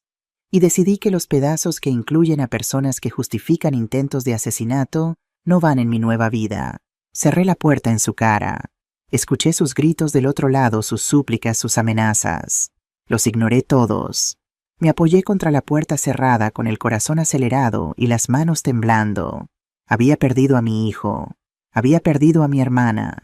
¿Qué más me quedaba por perder? Una semana después, la llamada de Diego llegó a las 4 de la tarde de un martes. Ariana, tenemos un problema. Mi estómago se contrajo. ¿Qué tipo de problema? Javier Ortega está construyendo una defensa. Dice que Antonio no sabía que los bombones estaban envenenados, que fue Lucía quien los preparó sin su conocimiento. Y ahora Lucía está retractándose de su testimonio. ¿Qué? ¿Cómo es posible? Alguien la presionó. Alguien con recursos. Diego hizo una pausa. Ariana, tu hermana Carmen tiene acceso a mucho dinero. El mundo comenzó a girar. Vendió su apartamento. Debería tener alrededor de 100.000 euros. Eso explicaría muchas cosas. Ortega no es barato y Antonio no debería poder pagarlo. Pero si Carmen está financiando la defensa... Diego suspiró. Esto complica todo. Sin el testimonio de Lucía nuestro caso se debilita considerablemente. Pero tenemos la grabación de mi visita. Antonio confesó que cometió errores, que estaba desesperado, pero en ningún momento admitió explícitamente que puso el arsénico en los bombones. La voz de Diego sonaba cansada. Ortega argumentará que fue una confesión bajo estrés emocional, que Antonio estaba confundido, que asumió responsabilidad por algo que no hizo. Estás diciendo que podría salirse con la suya.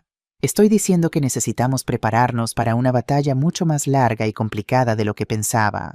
El juicio podría durar meses, y no hay garantía de victoria. Colgué el teléfono y me quedé mirando la pared.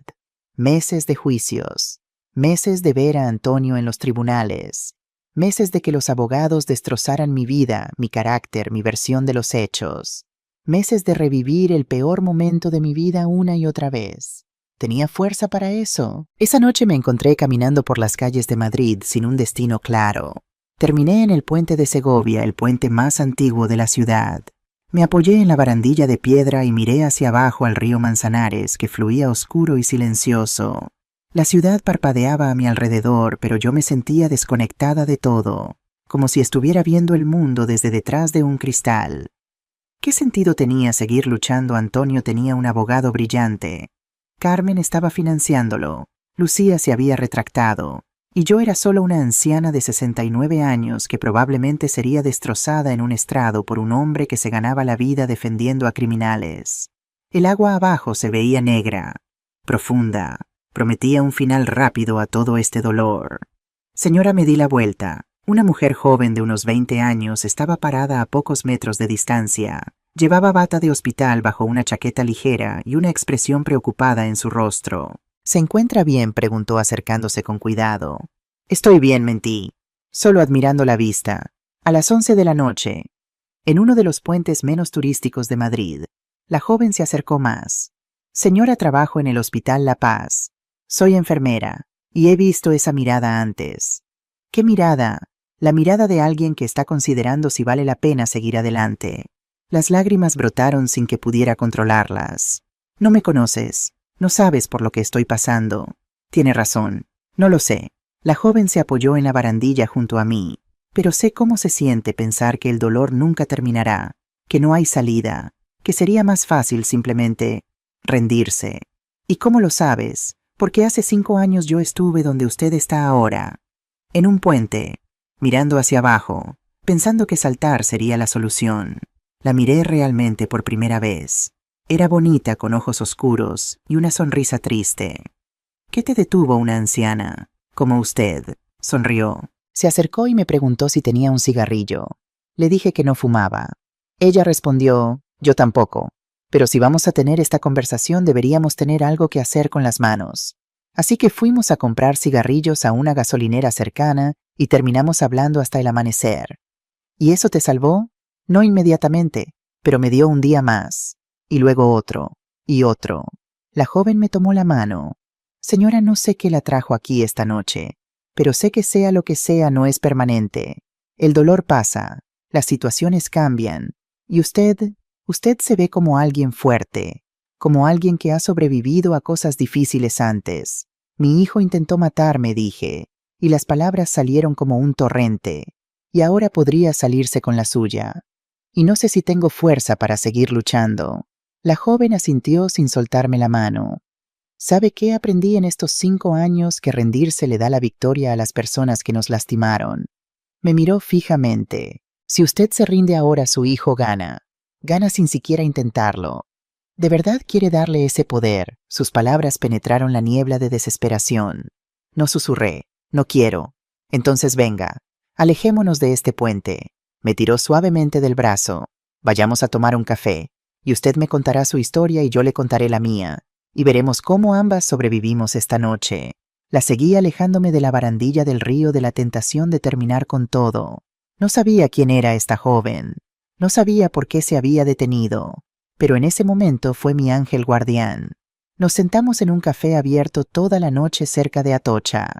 Ella se presentó como Marta, estudiante de medicina en su último año. Le conté todo. Los bombones, la traición, el juicio Carmen. Todo salió como una confesión. Y cuando terminé, Marta me miró con una intensidad que me recordó a Marcos. Señora, Ariana dijo, usted ha sobrevivido a un intento de asesinato.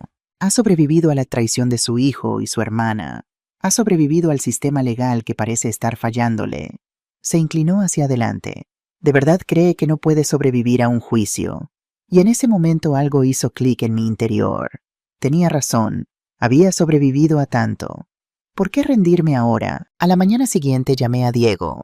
Quiero contratar al mejor abogado penalista que el dinero pueda comprar, dije. No me importa el costo. Usaré cada euro de esos 200.000 si es necesario.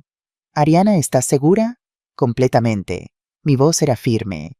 Antonio quería ese dinero tanto que estuvo dispuesto a matarme por él. Pues bien, ese dinero será exactamente lo que lo ponga en la cárcel. Hay ironía poética en eso, dijo Diego, y pude escuchar la sonrisa en su voz. También quiero contratar a un psicólogo. Para mí y para Elena y los niños. Respiré hondo. Y quiero mudarme. Este apartamento está lleno de recuerdos. Necesito un nuevo comienzo. Un nuevo apartamento, nuevo barrio, nueva vida. Miré alrededor de mi pequeño piso en Chamberí. Si voy a sobrevivir esto, necesito un lugar que sea mío. No un lugar lleno de fantasmas. Diego se quedó en silencio un momento. Marcos estaría orgulloso de ti, dijo finalmente. Yo también estoy orgullosa de mí. Y era verdad. Por primera vez en meses sentía algo parecido al orgullo. Las semanas siguientes fueron un torbellino de cambios. Diego me puso en contacto con Patricia Navarro, una de las fiscales más respetadas de Madrid. Había dejado la fiscalía 2 años antes para abrir su propio bufete especializándose en casos de violencia familiar y abuso de ancianos. Cuando me reuní con ella por primera vez, me sorprendió su juventud. No podía tener más de 40 años, pero había una fiereza en sus ojos que me recordó a mí misma en mi juventud. Señora Mendoza dijo, revisando mi expediente he leído todo el caso, y le seré honesta, no será fácil. Javier Ortega es bueno en lo que hace, pero yo soy mejor. ¿Por qué aceptaste el caso?, pregunté. Imagino que tienes clientes que pueden pagar más. Patricia se recostó en su silla. Mi abuela murió hace 5 años. Tenía 82 años. Y descubrimos después de su muerte que mi tío llevaba años robándole, manipulándola, aislándola del resto de la familia. Su voz se endureció. Para cuando nos dimos cuenta ya era tarde. Ella había muerto sin justicia, sin que nadie pagara por lo que le hicieron. Lo siento, yo también. Patricia se inclinó hacia adelante. Pero desde entonces he hecho mi misión, que ninguna otra anciana pase por eso sin que alguien luche por ella. Así que sí, señora Mendoza, voy a aceptar su caso. Y vamos a ganar. Su confianza era contagiosa. La mudanza ocurrió en octubre. Diego me ayudó a encontrar un apartamento en el barrio de Salamanca. Era más pequeño que mi antiguo piso, pero moderno, luminoso, con vistas al Parque del Retiro. Costaba una fortuna en alquiler, pero decidí que me lo merecía. Elena y los niños se mudaron conmigo. Entre las 3 convertimos el espacio en un hogar. Sofía decoró su habitación con pósters de sus grupos favoritos. Miguel instaló su PlayStation en la sala. Elena llenó la cocina con especias y utensilios, cocinando comidas que llenaban el apartamento de olores deliciosos. Por primera vez en años no vivía sola. Por primera vez en años mi casa se sentía como un hogar. La terapia con la doctora Pilar Castillo comenzó en noviembre. La primera sesión fue difícil. Me senté en su consultorio mirando las paredes beige y las plantas en las esquinas sin saber por dónde empezar. Señora Mendoza, dijo, la doctora Castillo, una mujer de unos 50 años con cabello gris y ojos amables. ¿Por qué está aquí? Porque mi hijo intentó matarme y no sé cómo vivir con eso. Esa es la razón superficial. Se inclinó hacia adelante. ¿Cuál es la razón real?, pensé durante un largo momento, porque pasé 69 años siendo la persona que todos necesitaban que fuera, y no sé quién soy sin eso. La doctora Castillo sonrió. Ahora estamos llegando a alguna parte. El juicio estaba programado para diciembre. Patricia preparó mi testimonio con meticulosidad militar. Sesión tras sesión repasamos cada detalle: cómo recibí los bombones, mi visita a Toledo, la llamada de Antonio, el hospital, todo.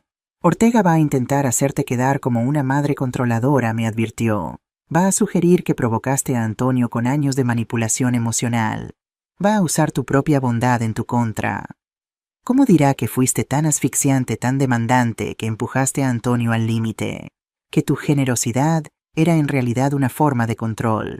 Que nunca le diste espacio para ser él mismo. Las palabras me dolieron porque había algo de verdad en ellas. ¿Y cómo respondo a eso con honestidad? Patricia me miró fijamente. Admites tus errores. Reconoces que quizás amaste de manera imperfecta. Pero dejas muy claro que nada, absolutamente nada, justifica envenenar a tu propia madre. El primer día del juicio llegó con un cielo gris y amenaza de lluvia. Me vestí con cuidado un traje azul oscuro que Elena me había ayudado a elegir, zapatos cómodos pero elegantes, el collar de perlas que Marcos me regaló en nuestro 20º aniversario. Elena me acompañó al juzgado. Los niños se quedaron con una vecina. Las escaleras del Palacio de Justicia de Madrid estaban llenas de periodistas. Mi caso se había convertido en noticia nacional: madre contra hijo en juicio por envenenamiento. Los flashes me cegaron mientras subía los escalones con Elena sosteniéndome del brazo. No mires, me susurró. Solo camina hacia adelante. Entramos en el edificio, pasando controles de seguridad, subiendo ascensores, caminando por pasillos interminables hasta llegar a la sala. Y allí, al otro lado de la sala, estaba Antonio. No lo había visto en persona desde aquella visita en la prisión. Había perdido más peso. Su traje le quedaba grande, pero sus ojos me encontraron inmediatamente. No había rabia en ellos, tampoco amor, solo resignación. Javier Ortega estaba a su lado, un hombre de unos 60 años, con cabello plateado y un traje que probablemente costaba más que mi alquiler mensual. Patricia se acercó a mí. Lista asentí, aunque mi corazón latía tan fuerte que pensé que todos podían escucharlo. Recuerda, honesta, directa, emocional, pero no histérica. Me apretó el hombro. Eres la víctima aquí. No dejes que nadie te haga sentir lo contrario. El juez entró. Todos nos pusimos de pie. Y así comenzó la batalla por mi vida, mi dignidad y mi derecho a existir sin miedo. El fiscal comenzó presentando el caso con una precisión quirúrgica. Su señoría, miembros del jurado, dijo el fiscal García, un hombre de mediana edad, con voz grave y autoritaria, lo que van a escuchar en este juicio no es una tragedia familiar común. Es el relato calculado de un hijo que planeó durante 6 meses el asesinato de su propia madre por 200.000 euros. Patricia estaba sentada a mi lado tomando notas meticulosamente. De vez en cuando me miraba asegurándose de que estuviera bien. El fiscal continuó detallando la cronología, la adopción de Antonio, mi dedicación como madre, las deudas de juego, el plan de envenenamiento. Y cuando el plan falló, dijo García, cuando por un acto de generosidad, la señora Mendoza dio los bombones a sus nietos en lugar de consumirlos. Ella misma, el acusado, entró en pánico. No porque sus hijos estuvieran en peligro, sino porque su plan había sido descubierto. Miré a Antonio. Estaba pálido, con los ojos fijos en la mesa frente a él. Javier Ortega le susurraba algo al oído, pero Antonio no parecía escuchar. La acusación llamará a su primer testigo, anunció el juez. Lucía Vega. Un murmullo recorrió la sala. Lucía entró escoltada por 2 guardias. Llevaba el uniforme de la prisión y cadenas en las manos. Había envejecido 10 años en 3 meses. Su embarazo era ahora visible bajo la ropa holgada. Se sentó en el estrado de los testigos y juró decir la verdad. El fiscal García se acercó. Señorita Vega, ¿conoce al acusado Antonio Mendoza? Sí. Su voz era apenas audible. ¿Puede describir la naturaleza de su relación? Lucía miró a Antonio. Él finalmente levantó la vista. Sus ojos se encontraron. Éramos amantes, dijo ella, durante 2 años. ¿Y está usted embarazada de él? Sí, de 5 meses. El fiscal asintió. Señorita Vega, entiendo que inicialmente proporcionó una declaración a la policía implicando al señor Mendoza en el envenenamiento de su madre. Luego se retractó.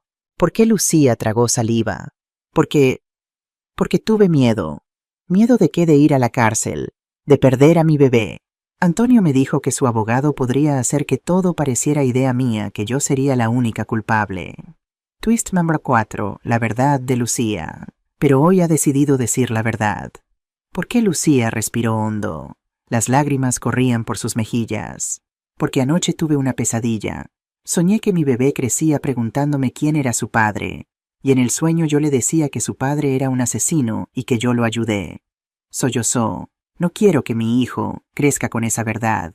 No quiero ser esa persona. Entonces cuéntenos, señorita Vega. ¿Quién planeó envenenar a Ariana Mendoza, Antonio? Fue todo idea de Antonio. Lucía miró directamente al acusado. Yo solo lo apoyé, lo animé. Le dije que sería fácil, que nadie sospecharía. Pero la idea, el plan, la compra del arsénico, todo fue él. ¿Y usted sabía que iba a enviar los bombones envenenados a su madre en su cumpleaños? Sí. Me mostró los mensajes. Estaba emocionado. Decía que pronto seríamos libres, que tendríamos dinero para empezar de nuevo. ¿Y qué sintió usted cuando se enteró de que los nietos del señor Mendoza habían sido envenenados? En lugar de su madre, Lucía se derrumbó. Pánico. Horror. No había pensado en los niños. No había pensado en nadie más que en nosotros. Levantó la vista hacia mí por primera vez. Señora Mendoza, lo siento. Sé que no significa nada, pero lo siento tanto. No respondí. No podía. Javier Ortega se levantó para el contrainterrogatorio. Señorita Vega, ¿no es cierto que usted proporcionó esta nueva versión de los hechos solo después de que la fiscalía le ofreciera un trato? Sí, pero... ¿y que ese trato reduce significativamente su condena de 15 años a posiblemente 5? Sí. Entonces tiene un incentivo muy claro para decir lo que la fiscalía quiere escuchar. ¿No es así? Lucía vaciló. Estoy diciendo la verdad. La verdad, Ortega sonrió. O la versión de la verdad que la mantiene fuera de la cárcel el mayor tiempo posible. Objeción. Patricia se puso de pie. Está acosando a la testigo. Se acepta. El juez miró a Ortega. Letrado, ciñase a las preguntas. Pero el daño estaba hecho. Ortega había sembrado la duda. La tarde trajo el testimonio de Elena. Mi nuera subió al estrado con una dignidad que me llenó de orgullo. Llevaba un vestido negro simple, el pelo recogido sin maquillaje. Se veía cansada, pero fuerte. El fiscal García comenzó con preguntas básicas, su relación con Antonio, los años de matrimonio, los niños. Luego llegó al día crítico. Señora Ruiz, describa qué sucedió el día 15 de marzo, cuando su suegra, la señora Mendoza, visitó su casa. Elena respiró hondo. Ariana llegó alrededor del mediodía con una caja de bombones. Dijo que Antonio se los había regalado por su cumpleaños, pero que quería compartirlos con nosotros. ¿Cómo reaccionó usted? Me sorprendió. Antonio no había regalado nada a su madre en años. Elena bajó la mirada. Ahora entiendo por qué ese regalo era diferente. ¿Qué pasó después? Ariana se fue. Yo dejé la caja en la cocina. Esa noche, antes de la cena, Sofía y Miguel encontraron los bombones y comieron varios. Su voz se quebró. Alrededor de las 2 de la madrugada empezaron a vomitar. Tenían convulsiones. Los llevamos a urgencias. ¿Y su esposo? ¿Cómo reaccionó Antonio? No preguntó por los niños. Lo primero que preguntó fue si su madre había comido los bombones. Elena me miró. Esa fue la primera vez que sospeché que algo terrible había pasado. Ortega se levantó para el contrainterrogatorio. Señora Ruiz, ¿no es cierto que usted ha iniciado un proceso de divorcio contra mi cliente? Sí. Y que está buscando la custodia completa de los niños y una compensación económica sustancial. Estoy buscando proteger a mis hijos de un hombre que casi los mata. ¿O está aprovechando una situación trágica para vengarse de un matrimonio fallido? Objeción. Patricia saltó. Retiro la pregunta. Ortega sonrió. Señora Ruiz, ¿alguna vez vio a Antonio comprar o manipular los bombones? No. ¿Alguna vez lo escuchó admitir que puso arsénico en ellos?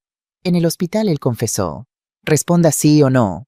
Lo escuchó decir explícitamente, yo puse arsénico en los bombones. Elena vaciló. No, con esas palabras exactas. Gracias. No más preguntas. Cuando Elena bajó del estrado, nuestras miradas se cruzaron. Vi lágrimas en sus ojos, pero también determinación. Habíamos perdido una batalla, pero no la guerra. La fiscalía llama a Ariana Mendoza al estrado. Mi corazón se detuvo por un momento. Patricia me apretó la mano. Tranquila, respira. Recuerda, honesta, directa, emocional, pero controlada. Me levanté con las piernas temblando. Cada paso hacia el estrado parecía una eternidad. Juré sobre la Biblia decir la verdad, toda la verdad, y nada más que la verdad. Me senté. Miré a la sala llena de gente. Periodistas curiosos, familiares de Antonio que no conocía. Y en la primera fila, Carmen. Mi hermana me miraba con una expresión que no pude interpretar. El fiscal García se acercó con una sonrisa tranquilizadora. Señora Mendoza, cuéntenos sobre su hijo Antonio. ¿Cómo llegó a su familia? Lo adopté cuando tenía 2 años. Mi voz era firme. Sus padres biológicos habían muerto en un accidente. Estaba en un orfanato en Sevilla. Cuando lo vi por primera vez supe que era mi hijo. ¿Y cómo fue criarlo? Difícil al principio. Tenía trauma por perder a sus padres. Pesadillas, episodios de ira. Pero con amor y paciencia se convirtió en un niño maravilloso. Miré a Antonio, o eso creí. ¿Cuándo empezó a notar cambios en su comportamiento en la adolescencia? Pequeños robos, mentiras. Mi esposo quería buscar ayuda profesional, pero yo pensé que era solo una fase. Bajé la mirada. Fue mi primer error de muchos. Cuéntenos sobre el día de su cumpleaños número 69. Narré toda la historia. Los bombones, mi decisión de compartirlos, la llamada de Antonio al hospital. ¿Y cuándo supo con certeza que su hijo había intentado matarla? En la capilla del hospital. Cuando me miró a los ojos y me dijo que yo era una carga, que debía demasiado tiempo, que necesitaba mi dinero ahora. Las lágrimas corrían por mis mejillas, pero mi voz no flaqueó. En ese momento el hijo que conocí dejó de existir.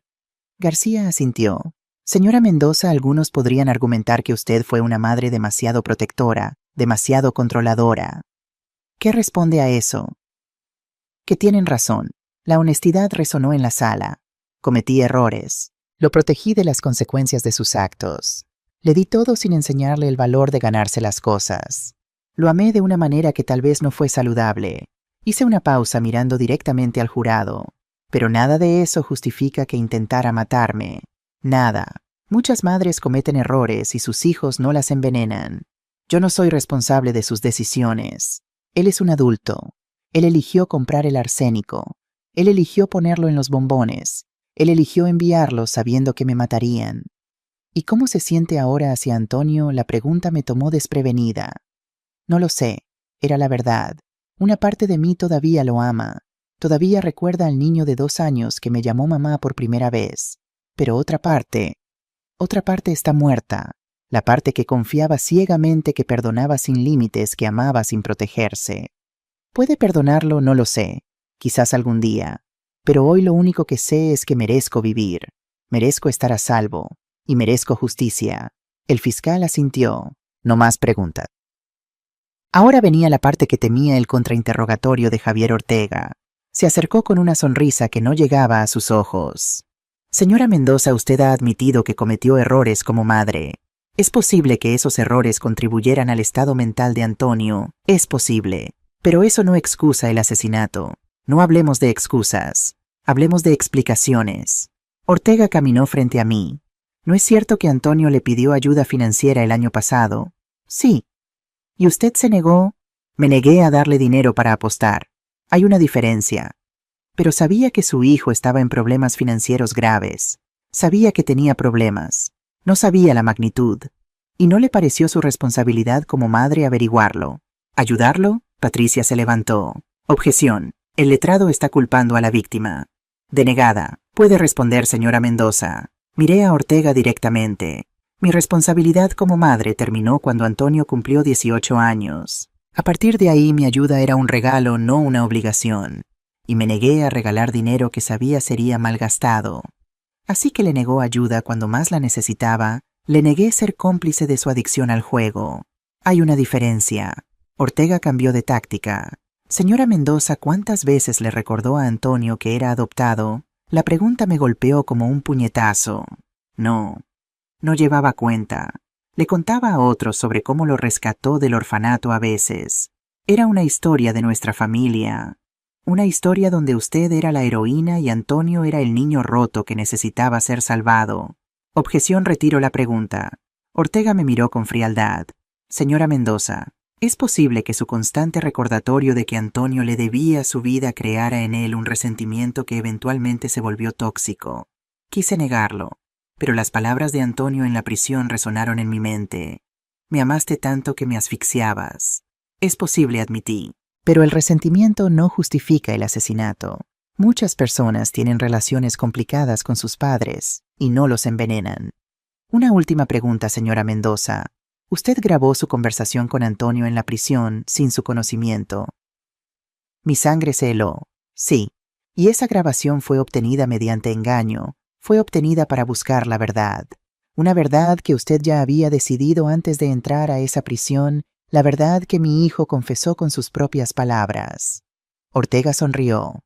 O palabras que usted lo provocó a decir durante un momento de vulnerabilidad emocional. No más preguntas. Bajé del estrado sintiendo que había ganado y perdido al mismo tiempo. El juicio continuó durante 3 días más.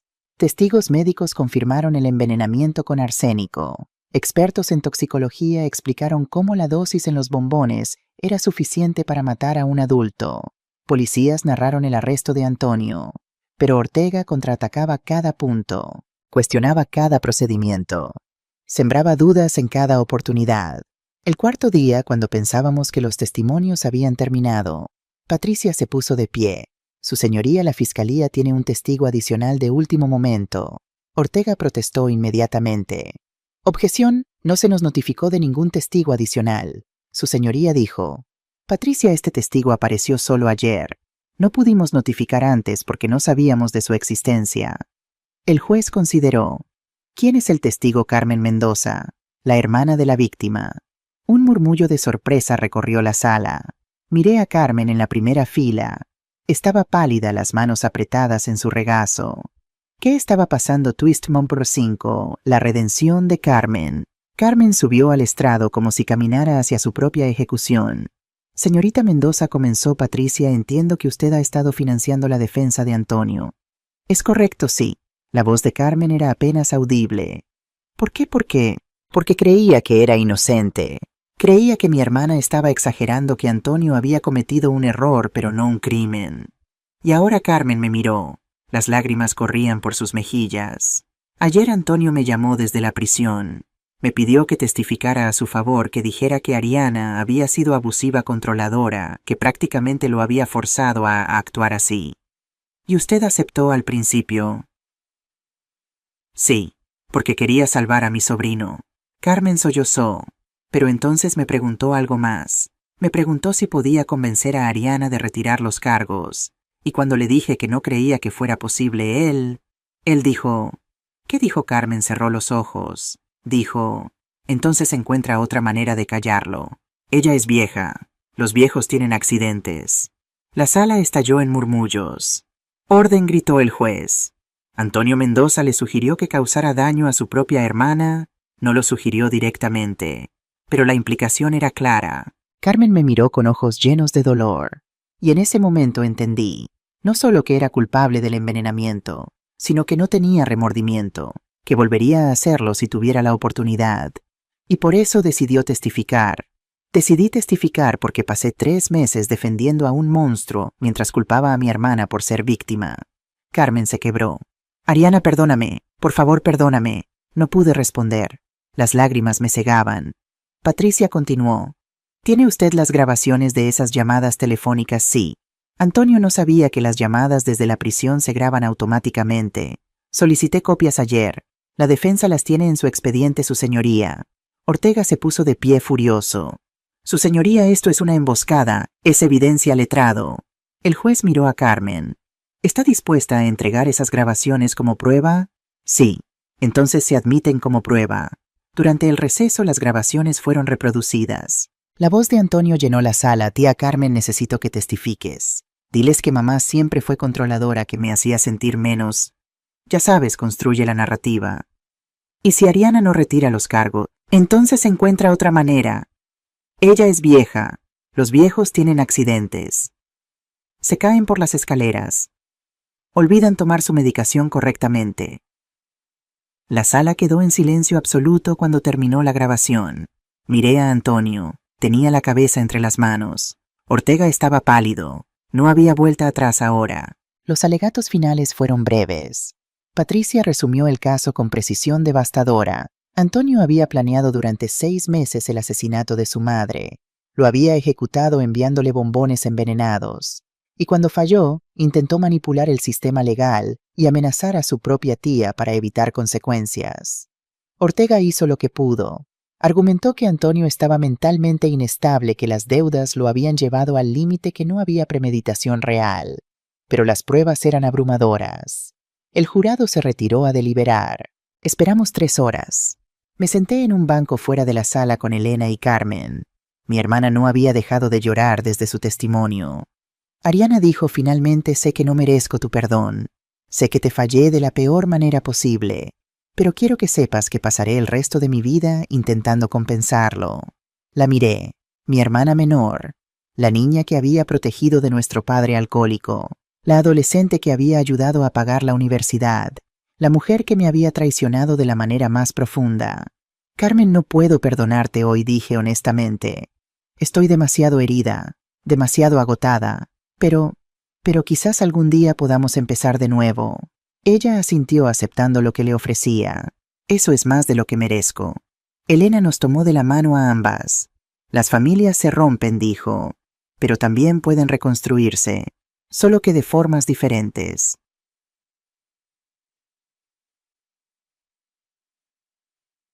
La puerta de la sala se abrió. El jurado ha llegado a un veredicto. Entramos de nuevo. Mi corazón latía tan fuerte que pensé que todos podían escucharlo.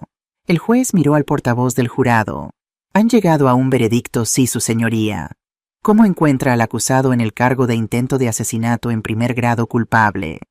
La palabra resonó en la sala como un trueno. En el cargo de poner en peligro a menores, culpable.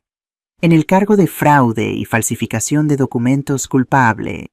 Culpable, culpable, culpable. Cada palabra era un peso menos sobre mis hombros. Antonio no reaccionó. Simplemente se quedó sentado mirando al vacío. El juez anunció que la sentencia sería dictada en 2 semanas. Salí del juzgado bajo un sol brillante que parecía apropiado para el momento. Los periodistas me rodearon inmediatamente. Señora Mendoza, ¿cómo se siente? ¿Va a perdonar a su hijo? ¿Qué mensaje tiene para otras víctimas de abuso familiar? Me detuve en las escaleras. Patricia estaba a mi lado. Elena sostenía mi mano. Miré a las cámaras. Solo quiero decir esto: durante 69 años viví pensando que mi valor dependía de cuánto podía dar. Que ser una buena persona significaba sacrificarlo todo, perdonarlo todo, soportarlo todo. Hice una pausa, eligiendo mis palabras cuidadosamente. Mi hijo intentó matarme porque sabía que yo siempre lo perdonaría, porque sabía que nunca diría no, porque sabía que mi amor no tenía límites. Y tenía razón. Durante años mi amor no tuvo límites, y eso casi me cuesta la vida. Así que mi mensaje es: amen pero con límites. Den pero sin perderse a sí mismos. Perdonen pero no las cosas imperdonables. Y sobre todo sepan que ustedes importan. Su vida importa. Su seguridad importa. No soy una heroína. Soy una sobreviviente. Y si yo pude encontrar la fuerza para defenderme a los 69 años, ustedes también pueden. Las cámaras parpadearon. Las preguntas continuaron. Pero yo ya había dicho todo lo que necesitaba decir. Bajé las escaleras con Elena y Carmen a mi lado. Por primera vez en meses me sentí libre. 2 semanas después, la sentencia fue de 18 años de prisión. Antonio no apeló. En su declaración final ante el juez dijo simplemente: lo siento, por todo. No sé si lo decía en serio. Probablemente nunca lo sabré. Pero descubrí que ya no me importaba tanto. 6 meses después, mi vida había cambiado de maneras que nunca imaginé. El apartamento en Salamanca se había convertido en un hogar real. Elena trabajaba ahora como psicóloga especializada en terapia familiar. Sofía y Miguel iban a la escuela, hacían amigos, reían de nuevo. Carmen y yo habíamos comenzado a reconstruir nuestra relación lentamente. Tomábamos café cada 2 semanas. Hablábamos de cosas superficiales al principio, pero poco a poco la confianza regresaba. Había escrito un libro sobre mi experiencia, no para ganar dinero o fama, sino para ayudar a otras mujeres que estaban pasando por situaciones similares. Se titulaba Después de los bombones, una historia de traición y renacimiento. Y para mi sorpresa se había convertido en un bestseller.